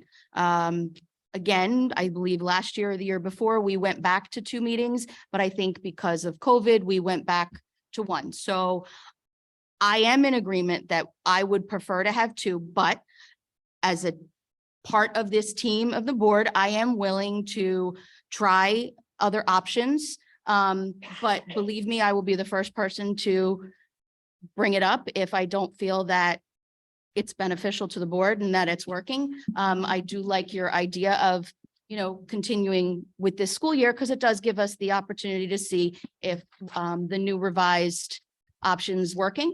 And then we can always revisit it in the summertime or before the school year. But thank you for bringing it up. Gotcha. There's been a few board members that brought me that same concern. Yeah, I agree. Not Mr. about the two Salantano. meetings, but about not getting enough information. So I brought it to Dr. Rocco last week or so. It's not that there's not enough information. I just think the way it's presented, the way we We'll work on that, okay? you'll get an idea of what like somebody's thinking about. And again, sometimes a conversation spurs questions that aren't on the agenda and those kind of things. You know, And I have no problem with it. I have all the time in the world. I just want to clarify, Wait. and it has nothing to do with Mr. For one Celentano second. said. There's nothing to do. One I just second. want to clarify something. Okay, just 1 second. When we go through this roll too, when I say, do you have any questions or concerns? Nobody says anything. I said it tonight, Right, you did. But that's when we can discuss this. That's what we're supposed to be doing. but that's why I did it. We discussed the book in length, the decommissioning of the books in length. I think last month we brought, the last few times, I mean, months in the past, we'd sit here and say 1 through 17, anybody have anything? Nope, roll call and we're done. But that we're supposed to be discussing what's on here in length at this meeting. So if you don't talk about it tonight, we can, though. That's when we're supposed to be talking about it, when we're right in front of each other like we did tonight with the decommissioning of the books. Go ahead, Dr. Rocco, sorry. And thank you for clarifying that, because that was one of the items I wanted to clarify, which is, this is your meeting. You decide what you want to do with it. Exactly. Okay, that's your meeting to have about the agenda items. We put that together for you.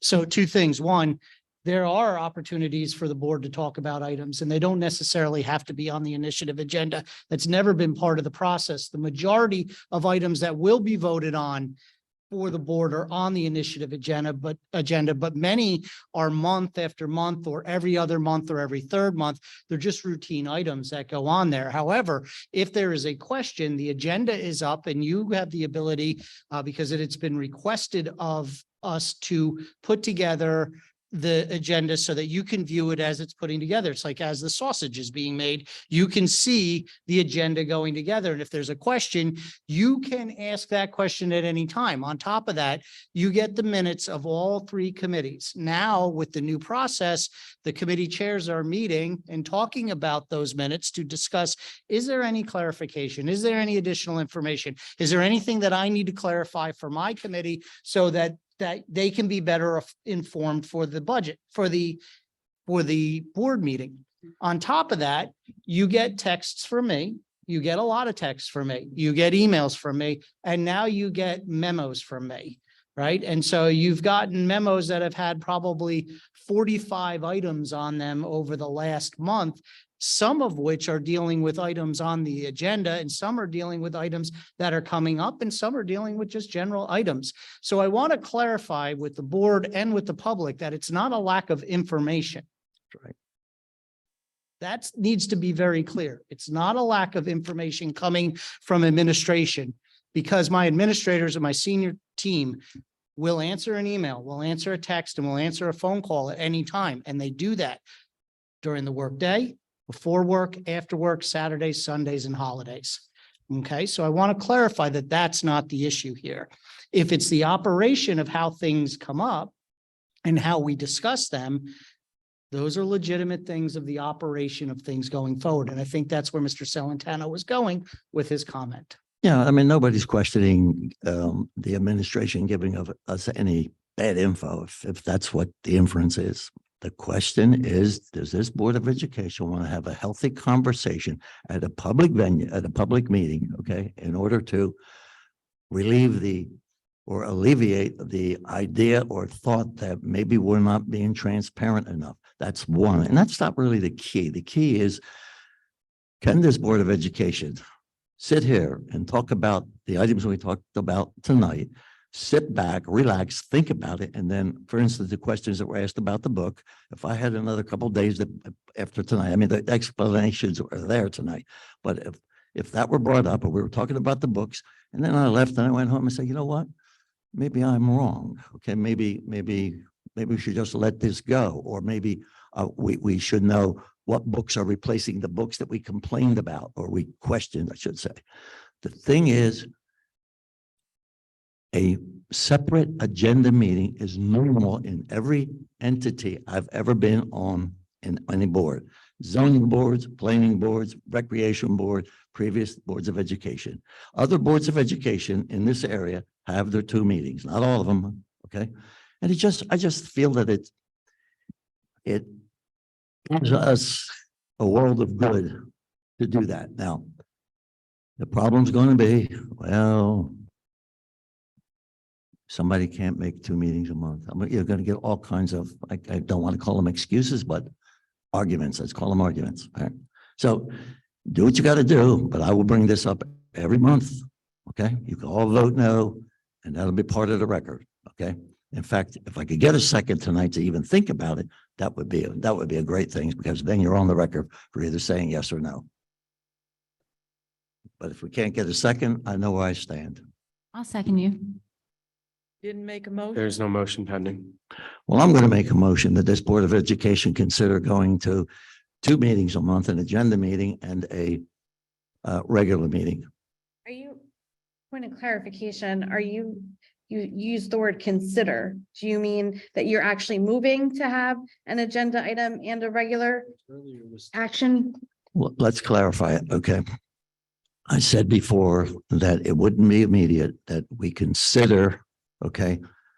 Can I call it an investigation? Okay. An analysis of what the board wants to do with an agenda meeting and a regular board meeting. If that's not good enough, then yes, I will make a motion that we consider it. And you can vote yes or no on it. Ms. Thornton? Wait a minute, we haven't had a second on it, so there's no discussion on it yet, right? Let's do it. Let me do the simple. Second. Ms. Well, Burns? no, we don't have, we gotta do a clear motion. So as I understand right now, the motion is to create a committee to explore. I'm going to back off of that. I'm going to back off, you know why? Because that's a gutless way out. I'm going to make the motion. Okay, the Board of Education consider having 2 meetings a month, an agenda meeting and a regular meeting. So Starting in at the end of the school year, beginning of next school year, which would be July. Starting in September, you mean? Say it. I just September? school maybe. year? Let's get a second first before we talk. However, I believe the motion he would like to make is that beginning September, we have an agenda meeting and then a business meeting per month. So 2 meetings per month. If- To accept that? If you want to make it specific to September, it's to me, it's the start of the school year. Okay, I'll accept that, September. And would this eliminate committee meetings? That's another thought we have to think about right now. I think right now. What Christina said? Patrick, did you get that? Can we read that back, or you want me to think if I could read it back? Let's clarify Alright, this. so just so I'm clear on it, Seconded it already. it's a motion to begin an agenda meeting and regular meeting starting in September of September. 2023. Thank you. Who's second? I'm 2023, 24. I'll school second year. it. Thank you. Basis So can we have specific. discussion now on the motion? Absolutely. No. So, Mr. Discussion Celentano, on you motion. do realize that if we go back to 2 meetings a month, that increases our legal costs. Really, I think the money we spent tonight, the legal cost was in that budget before. So tell me what happened to that legal cost that was in the budget before. It was in there. It was reduced because we Reduced. only have 1 meeting a month. And- We don't pay And if Mr. I have to Carrick. pay it out of my own pocket, I'll pay it out of my own pocket. Really? You'll pay Mr. Carrick's fees out of your own pocket? $150, sure. Really? What year is it? where you're- Okay. What year is it at your seat, All right, Mr. we're not gonna go back and forth. I don't think- Mr. Gonzalez has a question? So, yeah, our time is not the only time resource here. We have all of our staff here. So that's another resource beyond Mr. Carrick. So that's something to consider. But then President Lombardo and Vice President had determined that we could supplement a plan. You heard the supplemental plan, which is implementing starting now. I heard it tonight. Yeah, starting now. So we haven't implemented it yet, but it's about to be. I would rather see if that alleviates what you're talking about as lack of communication. And then if that does not, then we could vote on this after we see if that plan is effective. Because if we're voting on now for something September, why the board's not going to change? We have so many months to change our mind. Why vote on this now? How about if we amend the motion that would be subject to the current, whatever it was they recommended? I'm not sure if I'm supposed to respond. You're supposed to respond, but that makes sense to amend it based on how effective that is. But to the discussion earlier on, like what's a classic and what's not a classic, for example, me and you may determine differently, like, oh, I feel like the communication's so impressive because my committee head is just telling me everything after their meeting. And Mr. Kanka is not doing, not that this is totally fictional, but so theoretically, we may have a different interpretation on how this goes. So he's a great communicator. His minutes are great.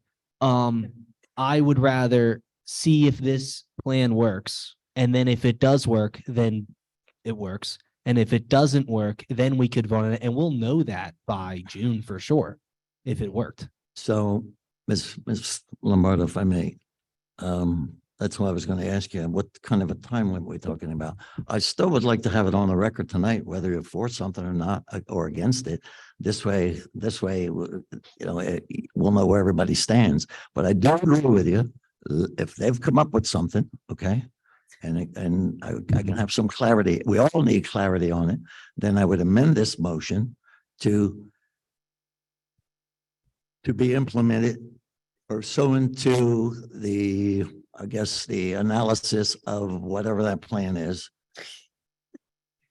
Just say it again. The plan is very simple. Here's the plan. Give it to me because Okay. I didn't understand it. The plan is, It's not like this sneaky behind the curtain plan. the plan is just, you get the minute notes from all the committee meetings, right? Okay. Okay, so Detailed minutes. they'll just be more detailed than Okay, that's before. So fine. now they'll be longer. I understand that. And then Committee chairs after meeting. each meeting, all the chairs will meet again, just with the other chairs, to find out what, kind of like we did with the health thing, where someone would report back to their committee, like, oh, this is what the people said in personnel. It's same concept. So that is how we'd intervene so that we had understanding of what the committee meetings were. So it really only addresses the committee meetings. If your concern is about the agenda for the board meetings, then that would mean like before the board meeting, you can email the superintendent or someone, but that would not be with the whole board, which may not alleviate what you're looking for. Right. That's what I think Mr. Salantano was getting at. That's exactly honestly. right. That the whole board does not ever really have time to talk as a board other than at this meeting. And we're given all of our information for the agenda on like a Friday, and then we have to vote on a Wednesday. So we don't have time in between to talk as a board. Am I correct? That's assuming that you get it on a Friday. Why don't you Well, get we- it on a we- Friday? Don't you It open your? it actually your starts to computer? go up on Monday. It just gets tweaked. Sometimes, Miss Let me Miss just Ferrara. clarify something. I'm It sorry. starts to go up in board docs on Monday. We don't. Starts to get tweaked. Yes, we do. It starts to get tweaked during the week. The final version is there on Friday, so you can start reading it on Monday. But the final version, Sometimes. that's the absolute final, is Friday, unless I get a call adding a teacher that we need so desperately, or something drastic happens, but Well, it is there for you to start reading in board docs on Monday. We clarified that.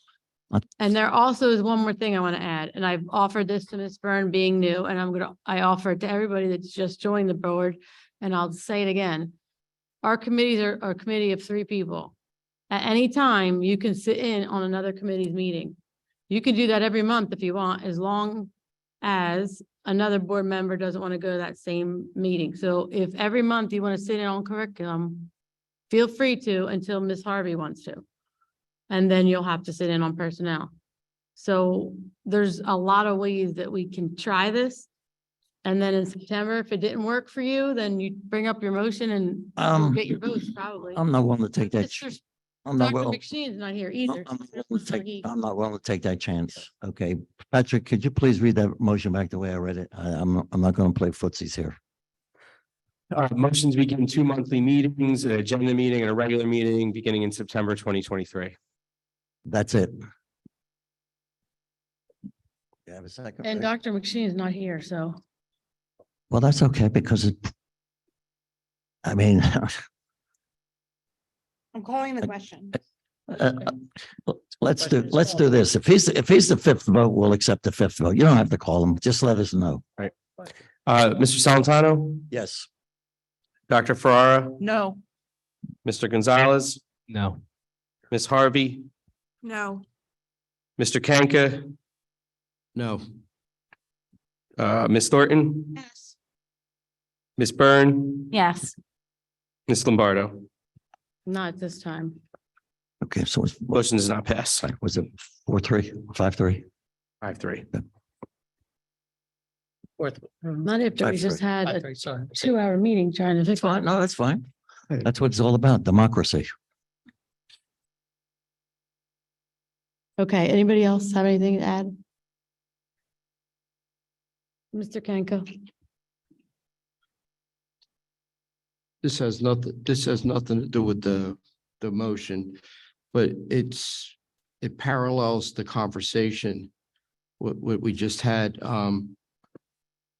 If Ms. Lombard, I don't think Ms. Lombardo was there with the committee chairs. I was not. I had a family All right. emergency. But when the chairs met, my conversation, I felt like I was being picked on by our board attorney. I don't think that that's not the conversation where I'm talking about. No. Go ahead. And I tried to get, and Patrick gave me clarification on what he was, trying to propose to the chairs. But I didn't realize that our minutes had come out prior to the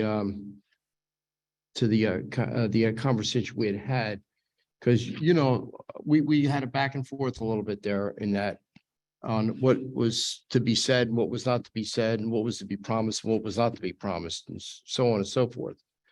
So what I was going to do was on our March 8th meeting, I was going to explain it to the committee what this new procedure was going to be with this with how we were to report and stuff like that at the that it was going to be more in depth with what we were talking about at these meetings, but I didn't realize I had to call everybody to do that. It was just going to be I didn't realize it was going to come up tonight.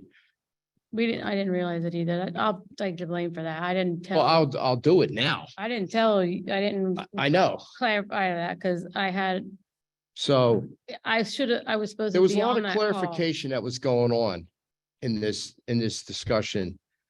And And that was because I had a last minute family emergency with my father-in-law and I wasn't Well, on the call. That so- I would have brought up.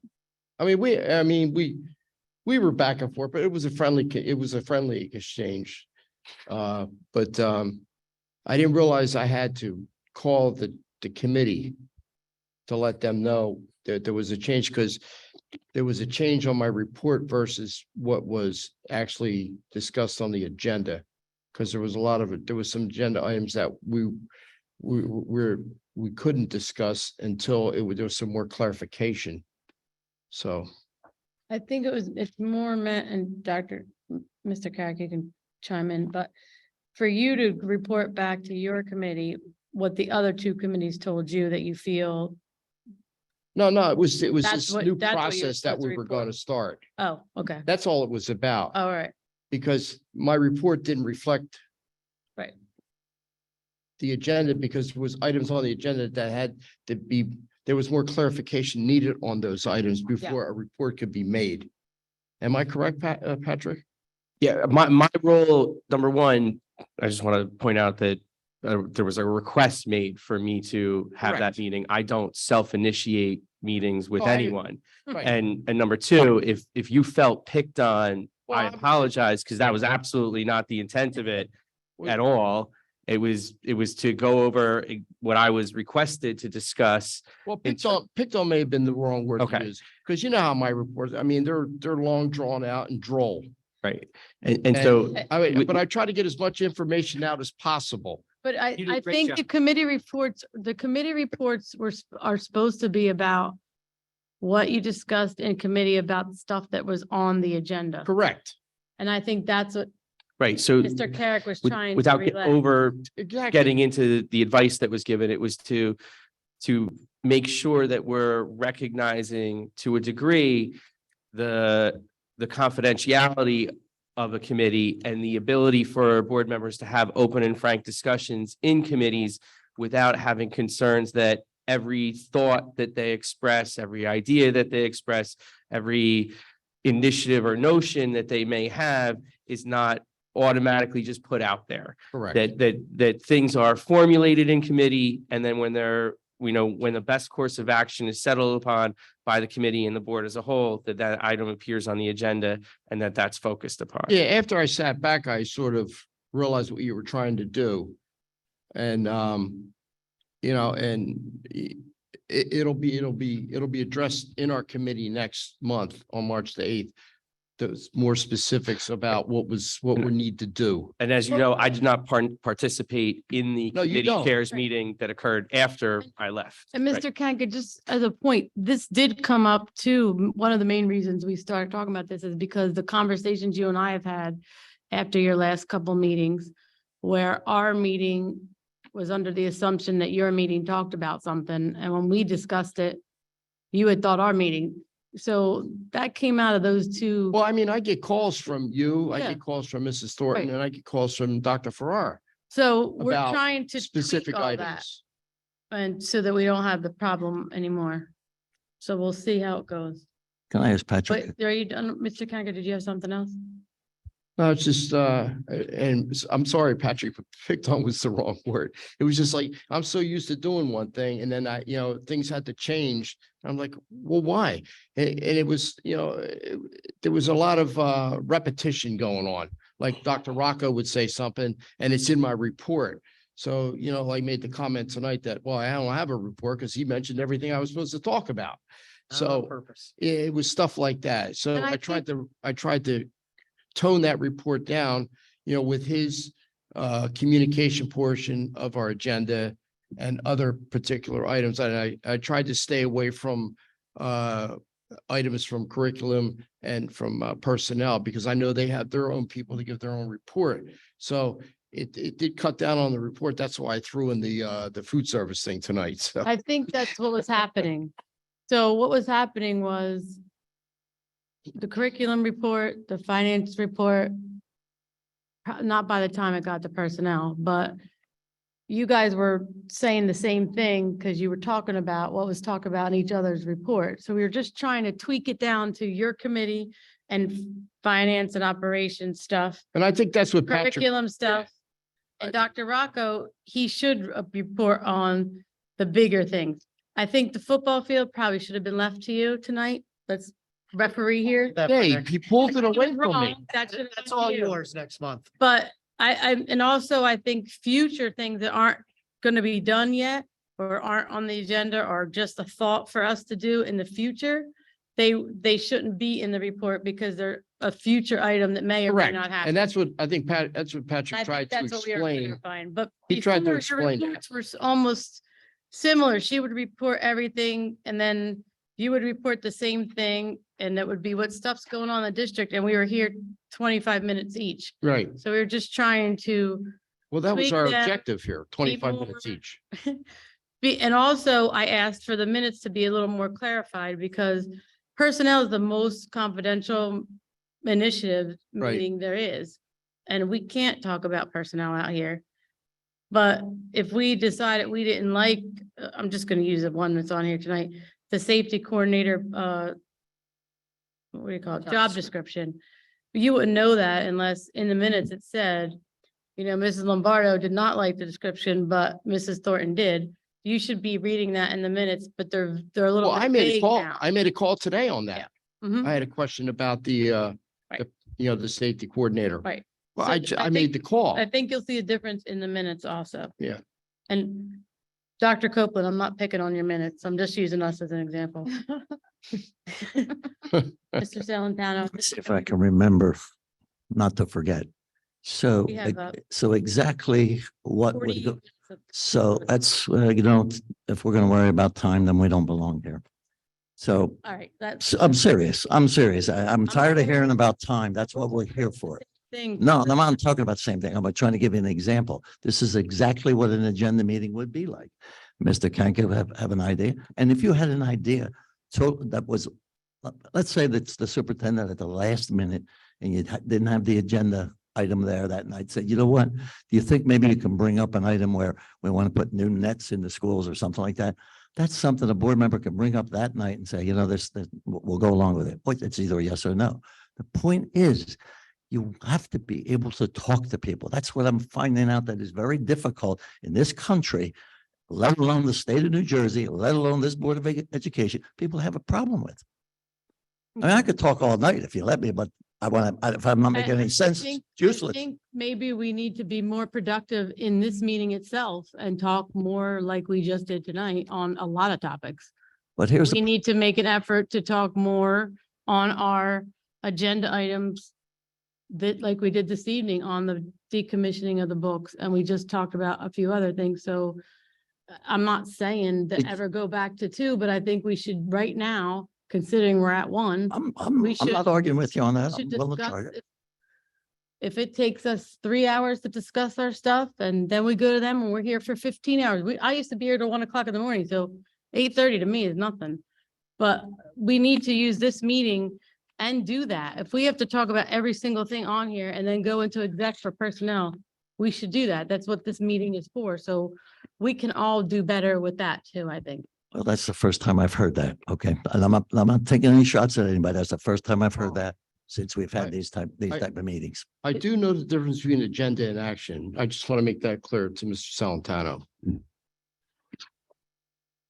What did he call me? But I think when we decided to go to 1, it was during COVID. But we also decided that when we say, do you have anything to discuss, you really can discuss. We could sit here and discuss 1 through 13 in detail if we want, because we're here and we're together. And if it comes to your mind tonight, you can. I mean, I understand the part about you might want to go home and think about it before you vote. That probably can't be tweaked. I didn't mean it. Yeah. But if it was something big, we could probably pull it and put it on the next month if it was something. But we should do what we're just doing tonight. And it's okay for us to all have different opinions, but we can do this. We can sit here and discuss every single one if we want. But up until tonight, or a couple weeks ago, months ago, nobody ever had any questions. We just said yes, and we went on, and nobody brought any of this up. Oh, I So had questions. I just didn't have that. you didn't bring them up. No kidding, because So, exactly what but happened. now- I couldn't get a second on anything. At least I got a second tonight. Okay, but So now why do you think I would bring but- them up? we had this conversation. I think we're all Right. understanding we need to do better as a board at this meeting for now until things change. Are we in agreement on that? Okay, I'm good with it. I'm a big boy. Ready? I think so. Can we move to Public. speaking of the public? Okay. First, we have Janice Glonick. I need Hi, girl. I know this is a treat 2 called times in one night. Okay, first of all, I'd like to say, nice to have an agenda, paper agenda. That was nice. So we knew what you were talking about. That was great. Another thing we reinitiated. Yeah, so that After was really COVID. super, because council does it all the time. I'd like to thank Mr. Scotto for giving me a phone conference to answer my question about cursive writing, and cursive writing is staying in, which is stupendous. And I think he should get a raise for that. That's very good. Cursive writing is definitely needed, not only for signature, but everybody in this room, everybody throughout the country will run across cursive writing sometime in their life. Mr. Kanka came up to me after the last meeting and said how Christmas time, he wrapped his grandchildren's gifts, wrote their names on the cards. They didn't know whose gift was whose because they couldn't read the name. I mean, that's sad. And everyone's going to run across this. And imagine you're an adult and you're in your office and somebody gives you a cursive thing and you can't read it. How embarrassing would that be? Being an adult that you cannot read cursive. And then Mr. Scotto says how he writes a note to his son in cursive and makes him read it so he understands how to read cursive writing. And I think that should be told to all parents, write your kids' notes in cursive so they know how to read cursive writing and also how to write it properly. And plus the kids can write their notes and all a lot quicker than if they printed it. And cursive writing is a bit more to the education, and it's always better to have more than not enough. It's like when in any situation, whether you're having a dinner party or what, it's more to have too much than not enough. And too much education will never be at fault because you'll never know when you need to pull something up from the past that you learned about. And cursive writing is definitely going to come up on everybody's agenda sometime in their life. Somebody's going to hand them a note and they're going to have to be able to read it. And so I'm glad we're doing that in this township. So all our kids will be able not to have that problem when they become an adult and become a boss that can't read what their secretary wrote them. And just to change gears here, was brought up to my attention. We got a Spanish speaking family from an overflow at Alexander, speaks no English. And they were trying to explain the menu to them. We do not have the lunch menu in Spanish. Shouldn't that be the company because we do have quite a few Spanish students. Shouldn't that be part of their agenda? They put it out in English for everybody to get. Shouldn't they also have it in Spanish? Every place you go, everything is written in Spanish and English. I mean, even your clothes in Spanish and English, how to wash them and everything like that. So I would think it would behoove, since we're getting more, and as the report said, more and more Spanish speaking people or non-English speaking people, to have at least a Spanish lunch menu put out each month, as well as the normal English one too, to help them out, because the teachers are having a mess of a time trying to explain what's for lunch. Okay, thank you.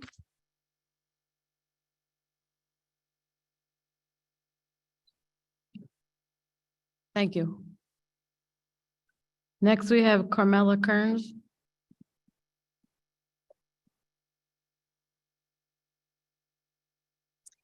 Good evening.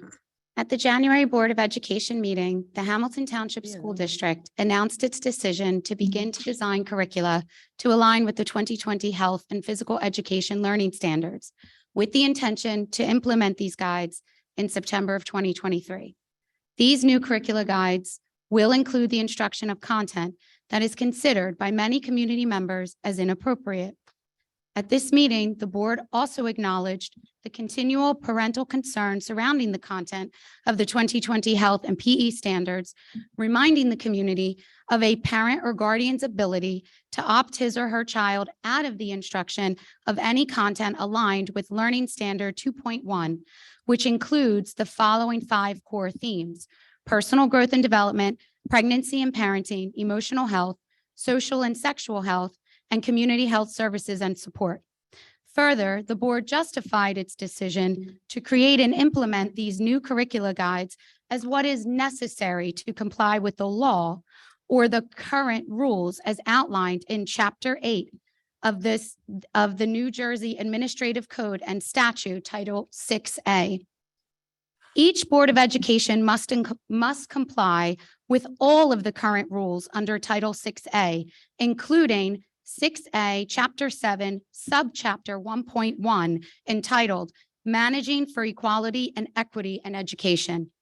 The purpose of this chapter is, quote, to ensure all students, regardless of race, creed, color, national origin, ancestry, age, marital status, affectional or sexual orientation, gender, gender identity or expression, religion, disability, or socioeconomic status, are provided equal access to educational programs and services by district boards of education. The district's current opt-out program does not comply with Chapter 7. These students are not receiving equal education opportunities, but rather treated as an afterthought without any understanding of what they will learn, where they will be, by whom they will be taught, and for how long they will be displaced. I am here this evening to kindly request that the opt-out program include the following: opt-out curricula guides for each grade band that include the alternative learning expectations and objectives. These guides should include all of the same valuable information as the standard health and PE curricula guides. This will ensure the execution of equitable and meaningful lessons for all students. 2, a location of instruction conducive to learning. These locations should be classrooms, not all-purpose rooms or cafeterias. These locations should be assigned in advance and with thought and consideration to the learning environment. 3, instruction of these lessons is to be by a certified health and PE teacher. The students in the opt-out classes should receive the same quality instruction and support. And 4, an opt-out schedule to be provided to the opt-out student and his or her parent or guardian. This schedule should include the location of the opt-out classes, the learning objectives, the duration of displacement in the opt-out classes, and the name and contact information of the opt-out health teacher. The Board of Education has an obligation to comply with all of the current rules of the New Jersey Administrative Code and Statute Title 6A Education. Thank you very much for your time. Thank you. Rosemary Regal.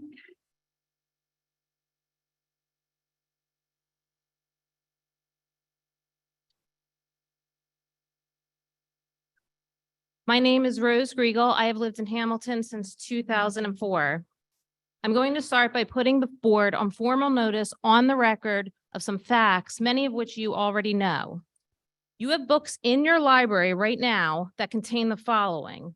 1, clear drawing of a naked man with a beard molesting a naked child's penis, who is the same height as the man while kneeling.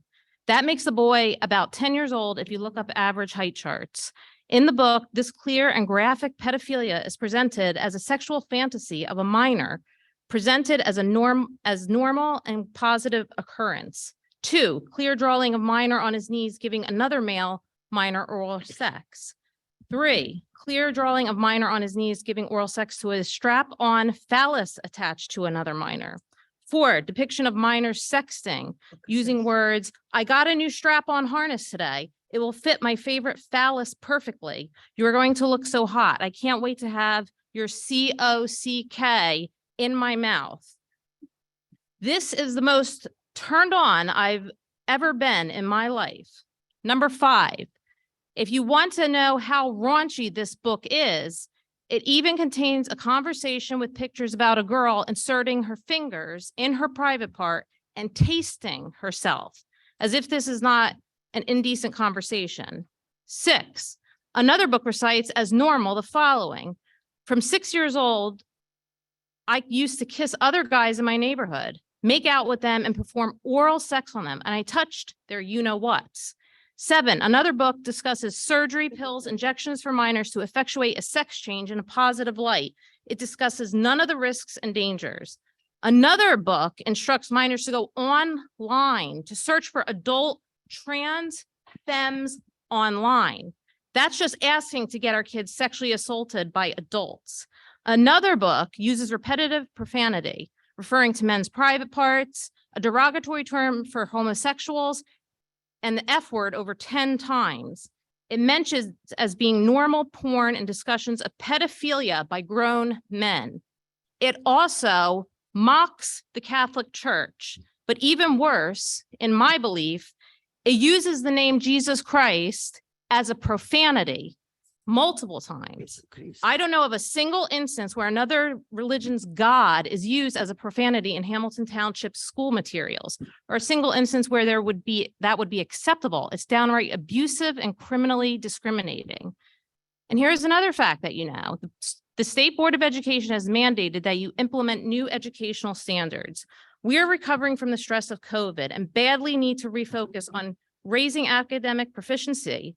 The state board has blessed us with standards that require us to navigate the issues of anal sex, oral sex, abortion, masturbation, gender identity, gender affirming care, and more. Great timing. Right now, I believe our kids need 1, peace in the classroom, and 2, a top-notch education to be restored on the fundamental subjects.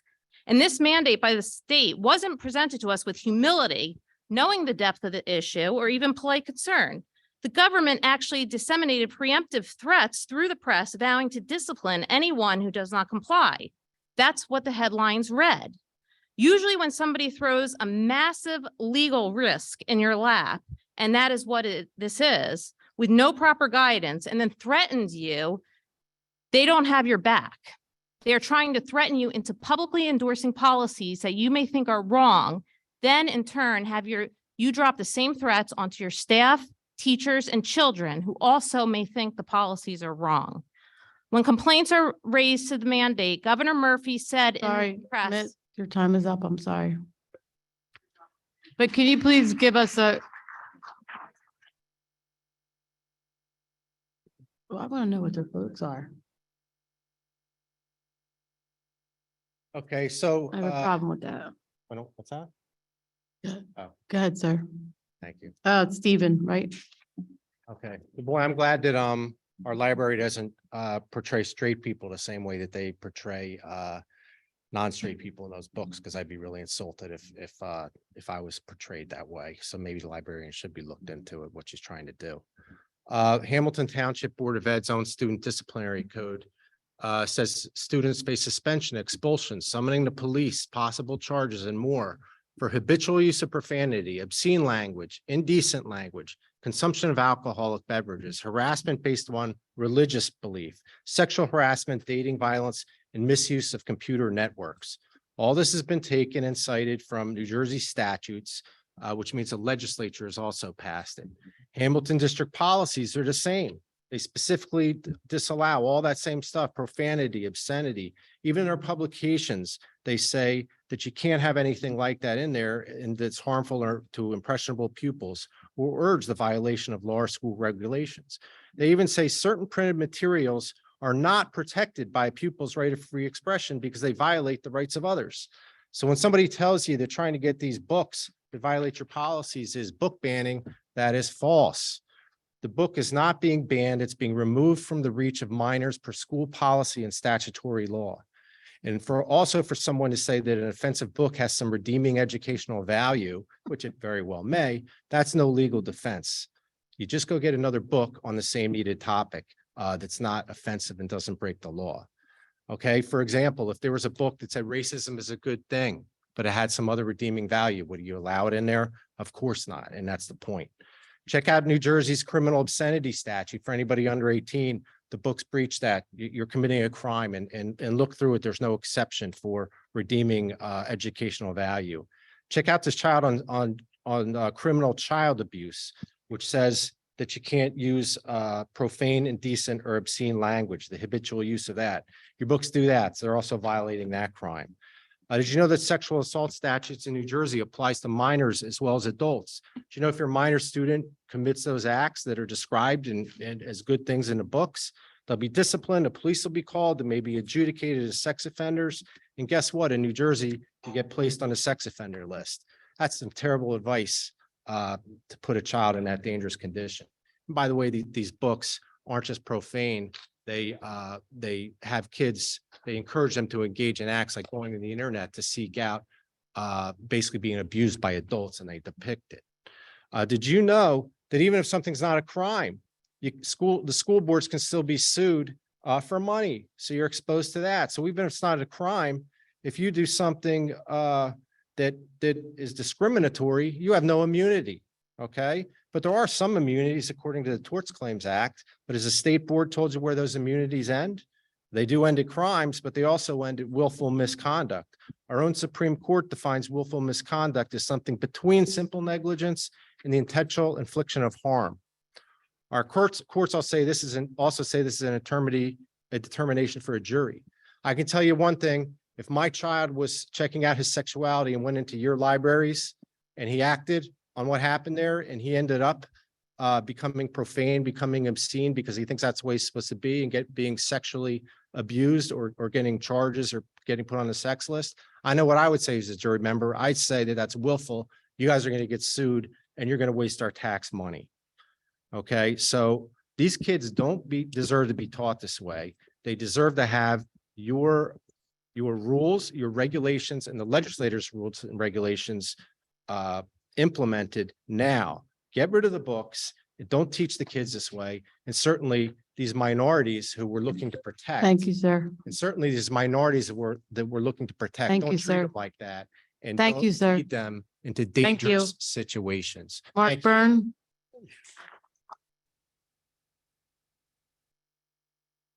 Thank you. My name's Mark Byrne, and taking what they said, I just want to take a little further. This is what I believe the board should do. Take a full audit to protect yourselves, because I do believe you're going to be sued. Sooner or later, this is going to go to court.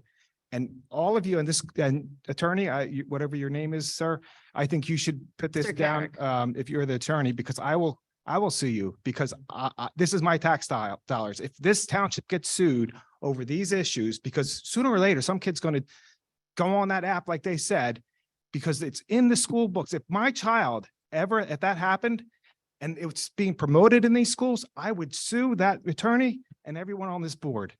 So you don't think it's going to happen? It's happening up in North Jersey right now. The whole school board is being sued for some girl being bullied because they didn't take action. You're being warned, take action, get rid of these books. There shouldn't be, we're talking about this how many months later? Anyways, do a full audit. So I think to make a formal resolution that nothing taught or distributed in the district should, per the new education standards, should not violate the well-established laws that we just went over, that he just went over. And let your teachers and staff know that this will not be tolerated, because some of the teachers I feel are uncomfortable with this. Board members, ask your board lawyer about your rights and proper procedures. You never have to raise your hand in public and vote for things you don't feel comfortable with. And these books, this has been going on how many months now, and these books are still in the libraries. I'm telling you, somebody's going to get sued. And if I as a taxpayer have to pay these bills, I'm suing somebody. I'm going to counter-sue. I'm going to sue. And I'll sue the attorney for not taking steps to get this done, get these books out of the libraries. They're garbage. They have no redeeming value. Anyways, I was given this thing to say, but I had some things I wanted to get off my chest.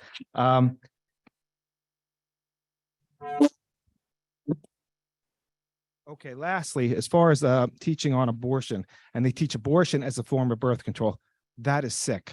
It's sick. And how do you square that with teachers that don't feel it's morally right? You know, in the medical field, if you don't feel it's right to perform abortion, you don't have to. So why are we putting our teachers in this situation where they have to teach abortion as a form of birth control? Why? And the children have to listen to this? Me, a taxpayer, has to pay to teach murder? I think not. Anyways, it's just something to think about. I'm a little passionate because I'm a taxpayer and I don't want to be sued. So do the right thing. Get rid of these books. And don't teach pornography in the schools. It's nonsense. Thank you. Thank you. Okay, that ends our first, the 20 minutes that's in our policy. To move on, I would need a motion to extend it another 28 minutes. I'll move So the motion. second it. How, Mrs. Lombardo, I'm sorry. Did you say 28 minutes? Thank you. Of Mr. Celentano making the motion and Ms. Byrne seconding it. Yes. Questions on the motion? All in favor? Aye. Opposed? Abstentions? Motion passes. Motion to extend 28 minutes. 28 minutes. Okay, next we have, is it Walt Connor?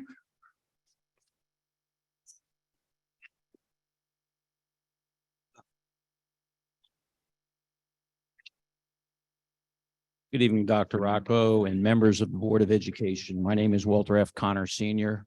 I'm a retired colonel in the United States Marine Corps and an educator. I'm a resident of Mercer County and I've lived and worked as a social studies teacher and coach in Mercer County Public High School for 46 years. I have a Bachelor of Arts, a master's degree in American history, and one in leadership and supervision from Rutgers and Rider University.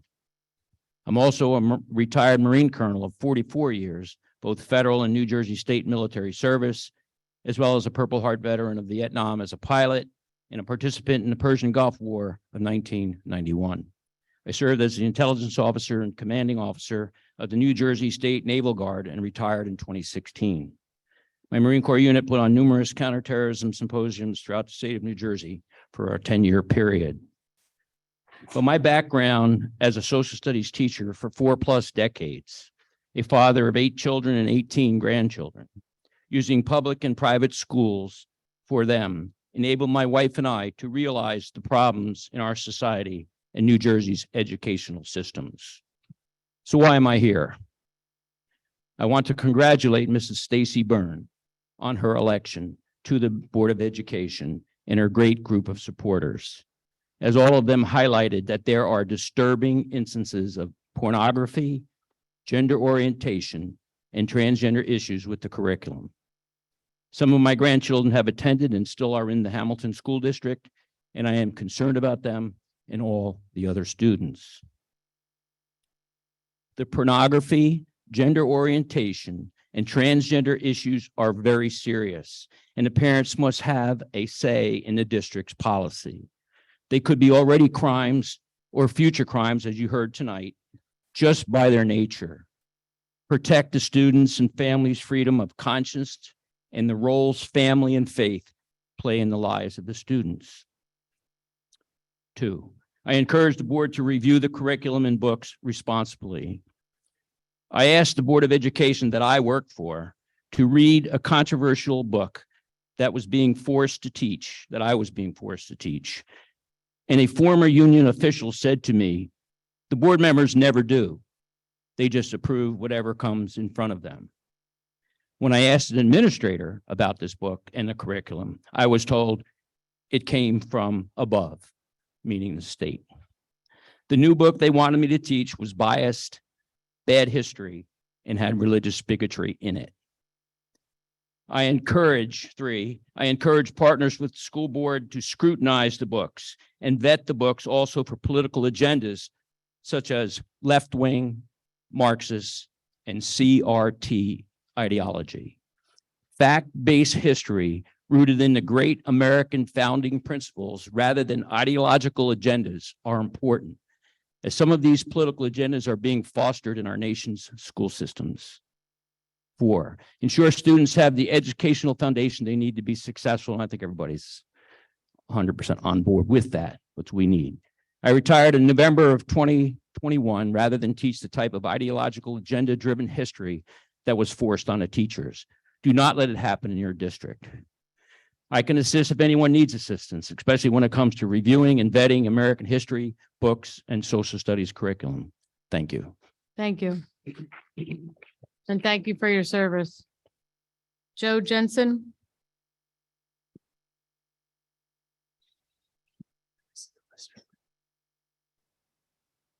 Evening, I'm Joe Jessen, and I long-term Hamilton Square, and I have a business, private electronics consulting business for a number of years in Hamilton Square, registered in the state of New Jersey.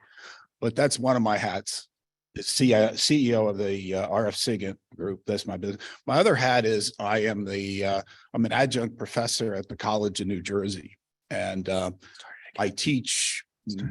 Since 2012, I've taught most engineering courses at TCNJ, including the biomedical engineering courses before they split into their own department. But my core competency is teaching ECE or electronics and computer engineering. So I guess what brings me to this meeting was, first of all, I agree, Dr. Rock, 100%. My role has always been, since 2012, is to motivate and develop the love of learning. And we use as guidelines, we use ABET, which is a certification, national certification agency that comes in and they talk to, they look at all your test scores that you give for particular curriculum for any type of course. They have a whole series of all your engineering courses go through, and they determine whether it's taught to their standards or not. So, and then they interview students privately to make sure they are getting a good understanding of this. And one of their tags is lifelong learning. So it fits in well with the idea of love of learning and motivating to be pursuing science and math for the rest of your life. Now, here's the problem. So the New Jersey Student Learning Assessments, the NJSLA, and they only have this is publicly available on the New Jersey website. So this is only available for pre-COVID 2018 and 2019, because apparently after 2019, they put all the state standardization on hold. And but basically the score in let me take let's see here. So Algebra 1 score for Steiner, which I'm an alum of Steiner. I won't tell you how many years ago. Let's put it this way. They just built the school when I started Steiner. But the Algebra 1 state certification score, this is for students that take the test, and there's 98% students that have taken this test in 19 or 28, 19 and 2018 and 2019. So these are the scores for 2018 and 2019. And so the score is 15%. Passed, met the expectations of the test score or exceeded the test score was only 15%. Now you go jump over here to the other math that's taught in high school in Steiner and all the high schools around here, Hamilton's High School West and East. So we're looking at let's see, geometry was 17%. So only 17% out of 98% of the students that took the exam met or exceeded the requirements for that. So this is, and I haven't gone back too far. You know, this is just something I've just went through the numbers recently. And for me, and when I hear the introduction of new curriculum and new courseware, this is a crisis. I don't know anybody that can get into any four-year college, especially in the math and sciences, without a high SAT scores. If you have a 15% on your algebra and 17% on your class population size that pass that, 17% to pass it, you will not have a high enough SAT score to get into any of the engineering programs at the college in New Jersey. Now, I don't have the correlation or even worse, the causal relationship between these low scores and Steiner's SAT scores. So that would be something to get your arms around. But I'm not here to say that this is not a solvable problem, but it doesn't make sense to graduate anyone, really. I mean, if you have these math scores, you cannot compete in today's world. You cannot compete with students around the world. You cannot even compete in other parts of New Jersey with these low scores. So I guess I'm saying that I would be interested in if there's anything I can do Sir, to help. Thank you. Yeah. Thank you. All right. I Thanks. know everybody's looking at the clock funny. I messed it up. I gotta fix it. But we've timed it.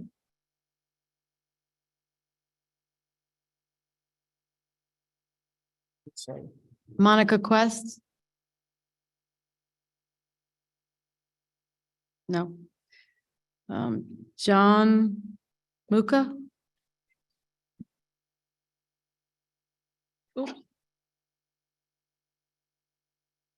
Jim, can you come up here for a minute? Just 1 second. Can you put it back to the way I'm used to doing it? I hit something by accident. Oh, Right there. That's it. It was, oh, oh, it's gone. I leaned on it and went back to the old way. Oh, there. You sneezing? Oh. All right, technical difficulties. Okay, sir. Thank you. My name is John Muka. I'm a lifelong resident of Hamilton Township. Last month, we witnessed the report from Mr. Scotto on the implementation of the new 2020 mandates in Hamilton schools. After 8 months and 16 meetings with school board members, we were told the mandates will be implemented as written, with the exception of the deletion of approximately 24 words. 8 months to delete 24 words. I have to admit that frankly speaking, I was very disappointed.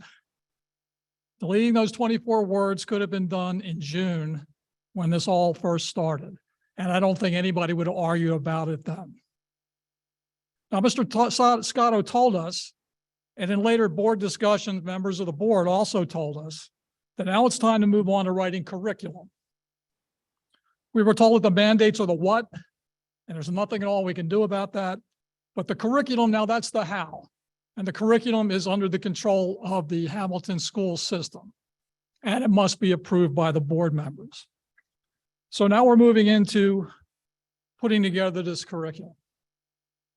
Now, I'm a little disappointed that there was no report from the curriculum committee to mention progress on what's being done for these standards. And I'd like to suggest that at every meeting going forward, we have an update on what's happening. I'd also like to suggest that because a unanimous vote on the part of the board is probably unlikely to approve these curriculum, that it be an on-the-record roll call vote, so we know exactly who votes for it and who votes against it. Now, in the meantime, I'm sympathetic because this is a major task, and I don't really know how anybody can put something together in this kind of a curriculum. It's not the kind of thing where the community is in agreement. It's not like we all agree that 2 + 2 is 4, or that it's I before E, except after C and all those other rules we learn.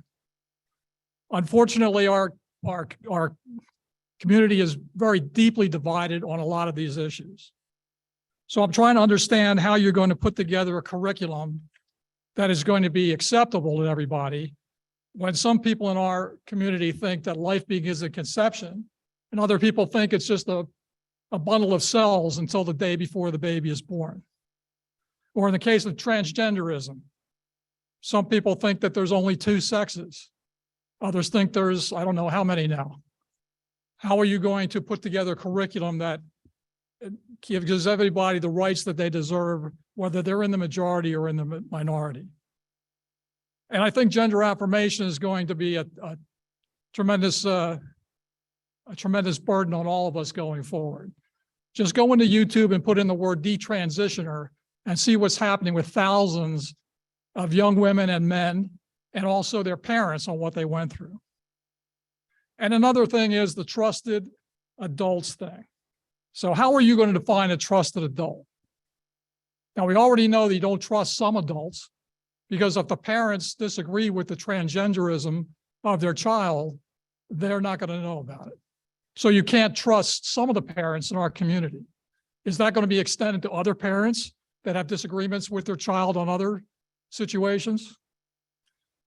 So I would wish that you would do a better job, get more parental involvement with this effort, give us some progress reports. We want to help you with this. We don't want the community divided on this. We want to keep people in the public schools, our kids in the public schools, but we need you to help defend the family. And nothing is pulling the families apart more than the transgender item and all the other sexual education that you're talking about. Thank you. Thank you, sir. Peg Kirkhoff?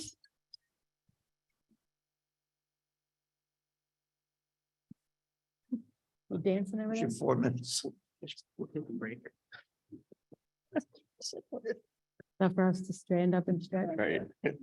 Hello, my name is Peg Kirkhoff. Reset. I'm here to say that there have been several people who have spoken at this podium denouncing the hatred that has been spewed by people as they comment on curriculum. Specifically, when the opinion is that there should be less classroom time spent on equity, diversity, and inclusion, and more on what public education should really be about, which is teaching students reading, writing, composition, civics, true history. By that, I mean history that is looked at in real time, not through the lens of today. Also, tech, science, math, basic things, and the vocational things. More than once I have sat here and been exposed to people saying, because I and others believe that the basic purpose of education is being diluted by these EID focus. This is not true. I don't hate because I disagree. I disagree because I disagree with the focus that the educational system has taken, not just here, but everywhere. Because I believe that religion, sexuality, and culture should be the responsibility of parents, relatives, and friends rather than institutions. I'm accused of speaking hate and intolerance. To be described as hateful and intolerant because my belief that schools should focus on, as I said, the main concrete matters, shows just how intolerant and hateful those who disagree with my views are. Our children should be taught how to think, not what to think. I think if we spend more time on critical thinking and less on personal interactions, probably many of these issues could work themselves out. The last few years, education has been disrupted and unsettling for many children. Many have fallen behind, as the previous gentleman said. Our proficiency rates are not good. Higher emphasis on math, IT, English have the benefit of increasing a child's achievement scholastically and therefore give them an easier path to success. This is not hate speech. This is love speech. Love that all the kids here in this community, in this township, of which I have 2 grandchildren, will be given the best opportunity to achieve at their highest level. And that's, I totally believe that I do not hate. I love. I want our children to do well. And for something for the books, I see, I just as something that was brought up tonight. If you're given a list of 700 books, whatever, and you have titles and you have authors, can't they at the same time say, this book is being, what, I don't know what they call it, just whatever. Decommissioned. Okay, because it's old, it's going to be replaced. This one is being just taken away because it hasn't been used. And give the reason why it's on this list. And give a reason, give an intent as to whether they choose to replace it or not replace it. This way you wouldn't have to ask these questions. You wouldn't have to say, why is this book being disenfranchised or whatever? So I think that there's a lot of room for improvement here. And I don't speak hate. Just because I disagree with some of this things that are going on in the school district now, I take offense to being told I have hate speech. Thank you. Lisa Lankowski.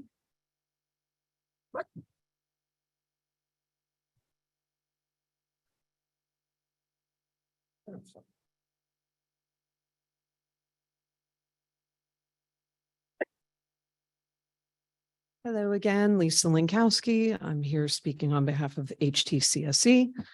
And tonight I'm going to chat about mental health. There is a new report from the Centers for Disease Control, the CDC, that just came out that shows that 57% of teenage girls in the US felt persistently sad or hopeless in 2021. It's double that of boys. Around 30% of girls admit that they have seriously considered taking their own lives. About 18% have experienced sexual violence in the last year, up 20% since 2017, when the CDC started monitoring the measures. 1 in 5 teen girls experienced sexual violence in the past year. That's a 20% increase since 2017. More than 1 in 10 teen girls reported that they had been forced to have sex, up to 27% since 2019. The CDC report highlighted the mental health challenges facing adolescent girls in the United States. According to the report, suicide rates among girls aged 10 to 14 years has been increasing since 2007. Additionally, the percentage of girls who experienced a major depressive episode in the past year increased from 12.8%. The report also noted that certain groups of girls are at higher risk for mental health challenges, including those who identify as lesbian, gay, bisexual, those who are experiencing bullying or violence, and those who have experienced adverse childhood experiences such as abuse or neglect.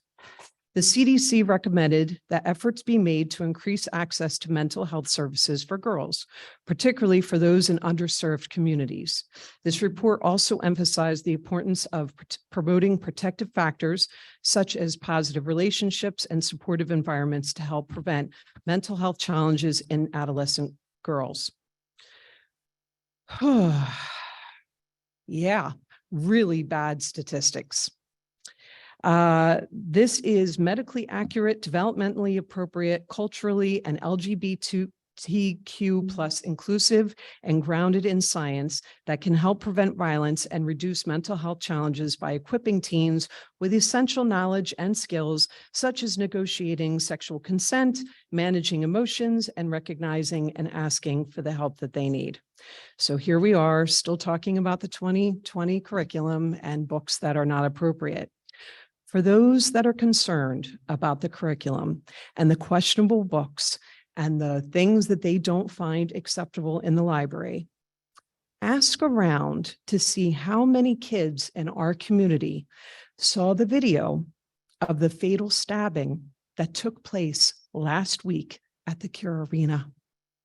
It's many kids in our community that saw someone get murdered on their phones. Think about that.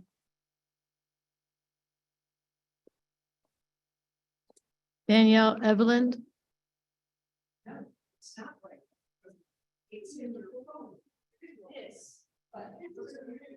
Danielle, So, okay. so we're calling for order. Okay.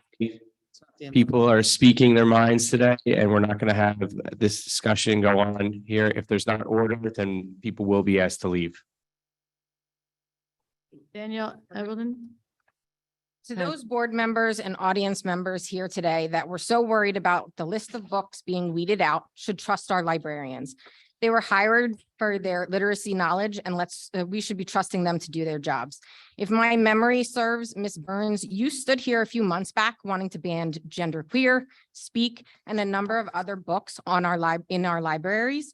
Is it only okay to ban a book when it talks about the LGBTQ community, gender identity, or mentions sexual assault and other topics you deem unacceptable? Maybe you should look in a mirror. Same goes for anyone here advocating for book banning. I want my children to grow up in a school environment that teaches acceptance of others' differences and teaches my children about diversity and the cultures of others. It's shameful that anyone could stand here and say that this district should limit access to any book, from Dr. Seuss books all the way up to books like To Kill a Mockingbird or even Genderqueer. We are already dealing with learning loss and limited resources, so we shouldn't be making that worse. Diversity, equity, and inclusion are not dirty words. Also, I see many of you here today with ashes on your head, and it's not very Christian of you to discriminate against marginalized communities. Including diversity and equity isn't stopping our teachers from teaching core subjects. It's a list of 700 books for the entire district, not 700 books for each school. And water damage played a large role in those books. If you're worried about these books remaining available for our students, put up a lending library in front of every school, like at Langtree, that already has one, or have a reading literacy event and put all the books that are in good condition out for families to take for free. I would also like to request that CPAG send out a reminder a few days to a week ahead of time for their meetings to be better attended. Notices are given out up to a month ahead of time, sometimes even more than a month. Me personally, I missed the last one because I forgot about it. It was just our schedules get filled quickly. Parents could use a helpful reminder. So thank you. You didn't get it. You got to wait to get it. Thank you.